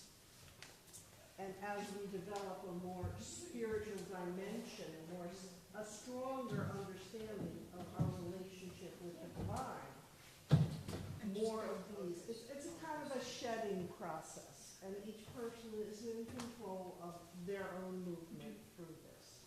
But we try to offer this almost as spiritual food for consideration. You make the decisions. But yeah, I mean, I would be very happy to engage in followers of any religion. I'm listening, I take courses from a Hasidic rabbi, you know, and I find things that he has to say that are consistent with my understanding here. Unfortunately, from the time I became a Baha'i in 1971, I keep running into Christians who say, don't you know there's a false one who's going to deceive many? And I go, okay, you're not ready.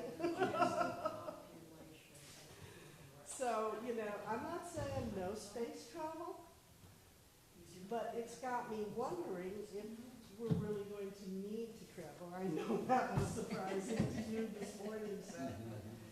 You know, as we develop a spiritual thing, and with the divine governance, it's more about we understand some basic concepts. It's a little bit like laws, but I think of it more like guardrails.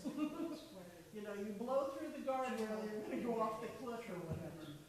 But we try to create a collective awareness and almost a group think without dominating the individuals.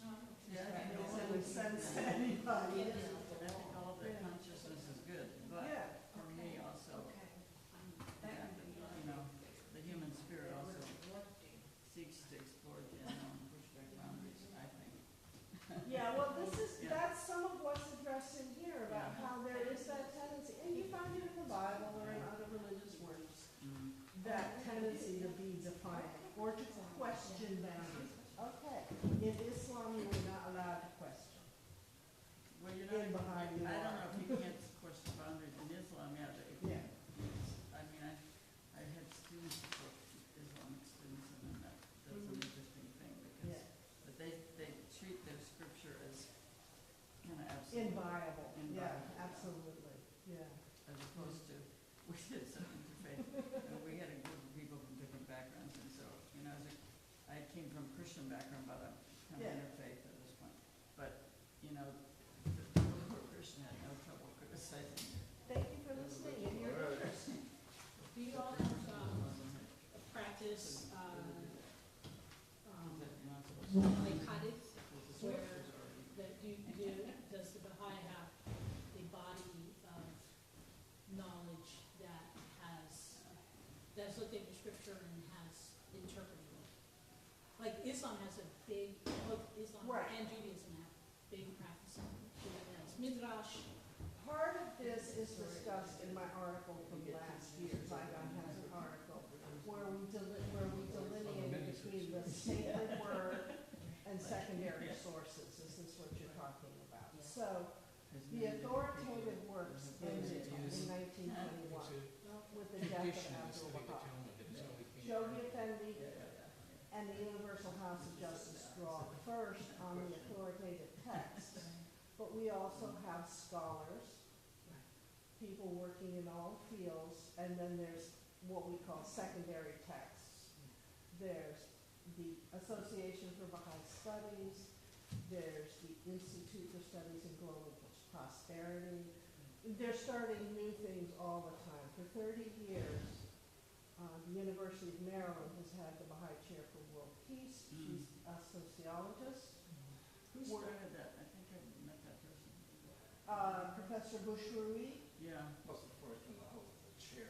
Interesting He person. used to have a daughter that was at Antioch, Okay. and my husband taught at Antioch. There you Peace studies, and that's right. He is Palestinian Baha'i with a degree in Irish literature, Yeah. but is the world's foremost, was the world's foremost scholar. Thank you for listening. Is the world's foremost scholar on Khalil Gibran.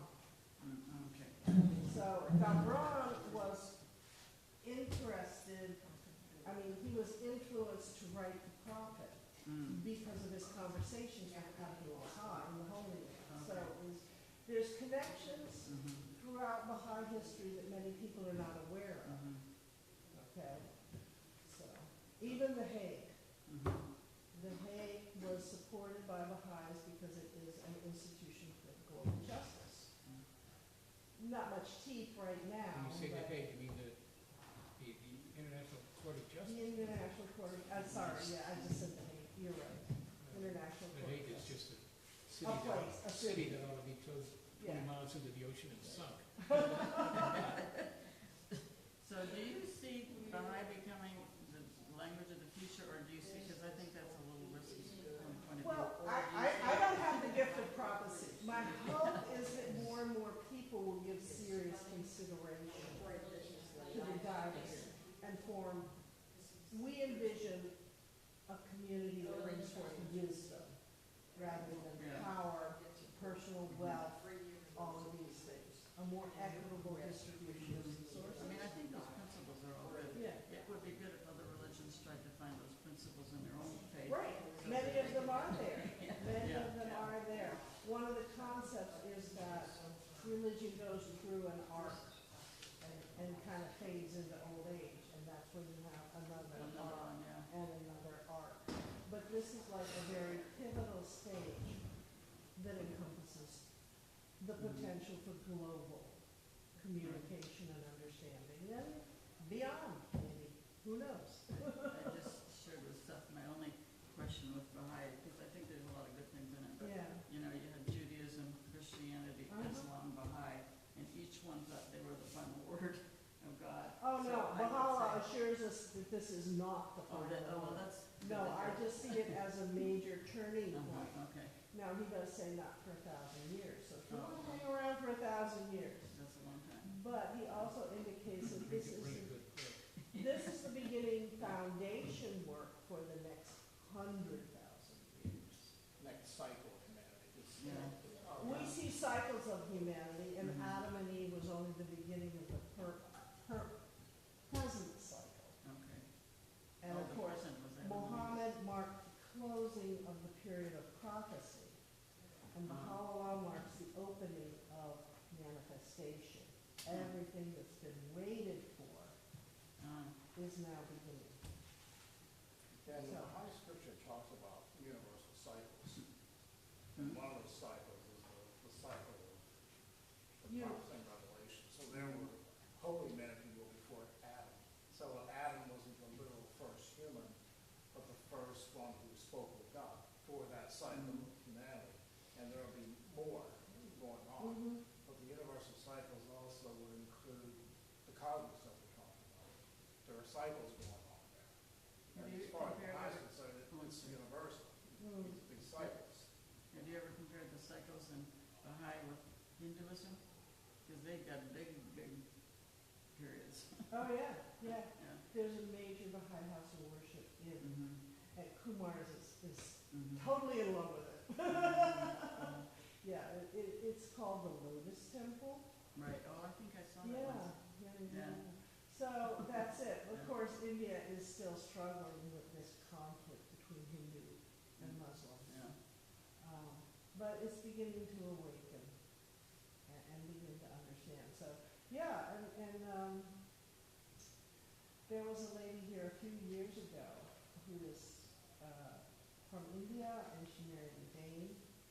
We met in Paris studying philosophy.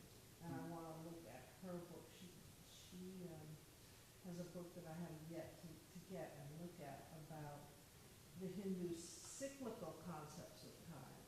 Yeah. And again, I don't think either the Hindu cyclical time or many Confucian ideas and things are actually well understood in the West because they were filtered through the Christian missionaries. Mm-hmm. You know, we need to get back as much as we can to the roots. Now, communism has done a lot of damage in China, but we'll see. I mean, we get stuck in linear time only in the Yeah. West. And cyclical is also indigenous, it's not cyclical. Yeah. Yeah. Yeah. I worked with some indigenous Baha'is when I was in Southern did you? California. Yeah. Yeah. Mm-hmm. So, well, thank you. Thank you It for does say in listening. here that Baha'i, I think I saw it, is open to the dialogue of spirituality and science. Oh, yeah. Yeah. Right. Well, see, that's it. I have just been kind of introducing the Baha'i world to IRAS. The story of our last talk last year was I was doing a course. We have something called the Met Institute, which does do graduate level courses, but they do more community education kind of stuff. I did this course, it was entitled Science, Religion, and the Baha'i Faith. Mm-hmm. And my mentor was a Dr. Robert Saraceno, who is A physicist. physicist Mm-hmm. over in St. John in Canada. Mm-hmm. And I was talking to him about IRAS and going, yeah, he's doing it. And they published this journal, peer-reviewed journal called Zygon. I love Zygon! But he hadn't connected the two. Oh, right, yeah. So then he helped me put together a talk. Last year was on climate change Mm-hmm. and the question of can climate change, equity, and justice be addressed at the same time. Mm-hmm. So there's copies of the journal up, Yeah. and so there is an article in there. He did most of the writing, I did a lot of idea popping. Mm-hmm. But we discuss the pros and cons of the state of religion in the world today. In other words, every religion is attacking each other. So then you get to the Soviet idea that you're better off without religion. Yeah. Right? But also, it provides community and support. It does bring people together. So how can we harness one and diminish the other? Yeah. You know? But, I came up with this thing because I taught some stuff on intercultural interfaith, that every religion has a potential range of perspectives, from the inner direct experience, like the mystical, which is the original founder or whatever, has that, and then comes to share it with others. And then others, followers say, oh, those are nice ideas, let's start a religion based on those ideas. And then you can also get further over here to extremism or dogmatism. So every religion doesn't mean every religion has all these, but they can, Yeah. And so the discussion of like which religion is right and which is wrong to me is kind of old hat. Or Okay. Old paradigm. Old something. Well, thank you. Yeah. Thank you. Yeah.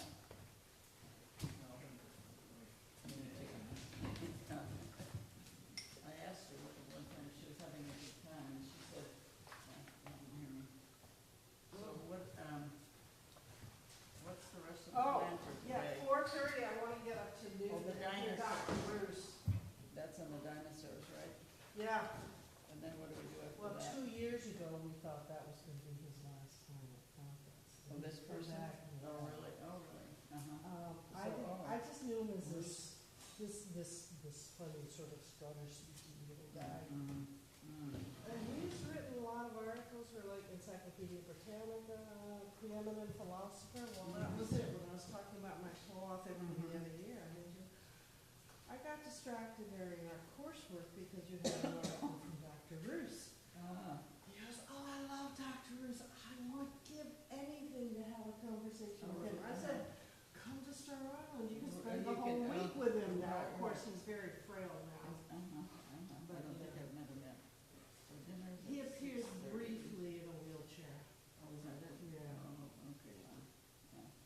a lot of his family is here around him, so. Oh, that's good.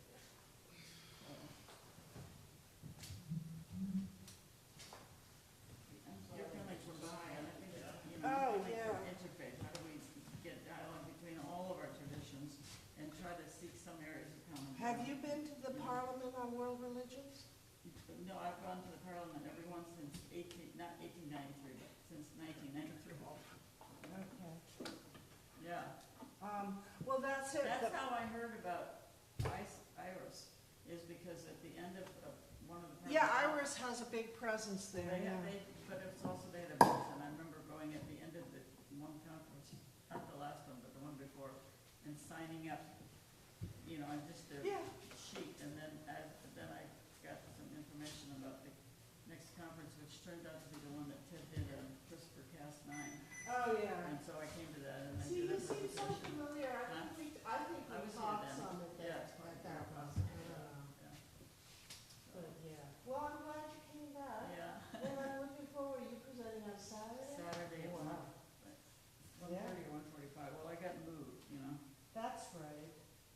I have a lot of material, but Good, good. a lot of PowerPoint. I like making PowerPoint, so I have lots of, I have way too many. I had So I'm gonna go technology, zip, I zip, had, zip, zip. I had Yeah. technology problems, so this was a Oh, very basic yeah. PowerPoint. Yeah. But, Yeah. This is, yeah, but Baha'is a good religion, I mean, in terms of being pretty progressive. well, that's it. We just want to open-minded. offer some pathways of thought for everybody to consider. Right. I've met But you a know, one lot of the principles of interfaith dialogue, though, is not to try to convert people. No, and Yeah, we you're don't not, try. yeah, We yeah. don't try to Yeah. convert And also at to all. learn to listen. Well, see, as I said, Huh? proselytizing is actually forbidden. But you talk to Jews, proselytizing that's a and no-no. teaching are the same thing. They Really? don't I thought they were distinguish. against proselytization. They don't distinguish between proselytizing and teaching. Oh, really? It comes from the same word in Hebrew. Really? And so I have this dither. That's interesting. How do I inform people Uh-huh, without thinking, without them thinking, right, I'm proselytizing? right, right. Because IRAS doesn't want people Well, proselytizing. no, but you should talk about it in terms of dialogue, and interfaith dialogue is about dialoguing with people of all different traditions and learning to listen Mhm. and not, you know, I was gonna make a couple I of made some principles. enemies here Yeah. last year about listening. Yeah. And also those to, well, not tell a Hindu what Hinduism means if you're not a practicing Hindu. Right. You know, things like that. It's And like, to let people speak from their own experience. and yeah, their own traditions. exactly, listen. And then is really- I think also to see if there are things, I mean, you know, I became primary interface minister because, you know, I can see some value in each tradition, different, and some stress some things more and some others more. And, you know, but the traditional interfaith dialogue was saying, stay in your own tradition and then just dialogue with others. But you can then, if you do that, you can see, you know, Break things down in the other. barriers Huh? between. Break Well, down but the also you barriers. can see sometimes things in another tradition that are more developed there than your own. And then you can bring it back to enrich your own tradition without having to change. Yeah, Without yeah, having to yeah. leave it. So, what was it like this? Many people here now? Nope, nobody, Uh-huh. nobody but us two chickens. Yeah. Oh, So is my it, goodness. but you said, who's the name, that's Ruby, or who's the guy that was sent up to Center in Maryland? Professor Bushwood. Right, because, you know, I did meet him, but you know what it was? My husband at Antioch was a first endowed chair of peace studies. Yeah. But Bushwood came because also he had a daughter who married someone at Antioch. That's how Yeah, the okay, whole so thing got. he had a family connection. Yeah, there. yeah, uh-huh. That's wonderful. Yeah. Yeah. Well, that's it. My eldest daughter was at University of Maryland while he was working on his annotated copy of the Prophet. Oh, He published an annotated Uh-huh. copy of the Prophet uh-huh. showing all of the Baha'i connections Oh, uh-huh. and documenting Oh, this. yeah, that's interesting, yeah. So that's being a very cool. Palestinian, he Uh-huh. very much valued Mhm, Khalil's rock mm, and mhm, as an yeah, artist and a poet and Yeah. a writer. mhm. So, But is he still alive? no, he did pass away a few years ago. Okay, yeah. But yeah, if you want to visit the web Like page, about Bushwood. Professor Bushri, do you remember how long ago? It's been 10 or 15 years. Oh, that long, yeah. Yeah, yeah. He was quite elderly when he was there. But I think he also at some point was at Oxford or something, Yeah. and it meant a lot to him, I think, you know, to be coming from the developing world and Oh, to yeah. make it really well at Yeah. Oxford. You know? Well, that's it. He Yeah. was, his PhD was in Irish literature. Was it, okay, right. And he did have contacts, he did visit regularly with, when he was at that time, Mhm. Prince Charles, he is of course now king. Mhm. But he did have connections with the royal family. Mhm. Mhm. Was a member of the Club of Rome. The Oh, Club of yeah, Rome. yeah, that was we Yeah. did that in teacher studies. Yeah. Club of Rome, yeah. Yeah. So, yeah, he had quite an international life. Yeah. His wife was from Italy. Oh, really? Yeah. Okay. Okay, well. Well, I guess, what time is it time to come back here? When, at 4:30, No. I guess, but what is it now? No, not, 4:30 is up in Newton. Oh, the thing, I thought, the thing about the dinosaurs was here. Yeah, no, it's up in Newton West. Which is, oh, where we have Where our we have- reception. Yeah, yeah. Oh, really? Yeah, yeah, we need to get up there. Oh, is that 4:30 now? Almost. Oh my God. Oh, we got 5-7 minutes, you got plenty of time. to Yeah, get yeah. up there. Oh, and then after that we have, so that, so After that's that, that, then and then we'll we just stay continue there on with for the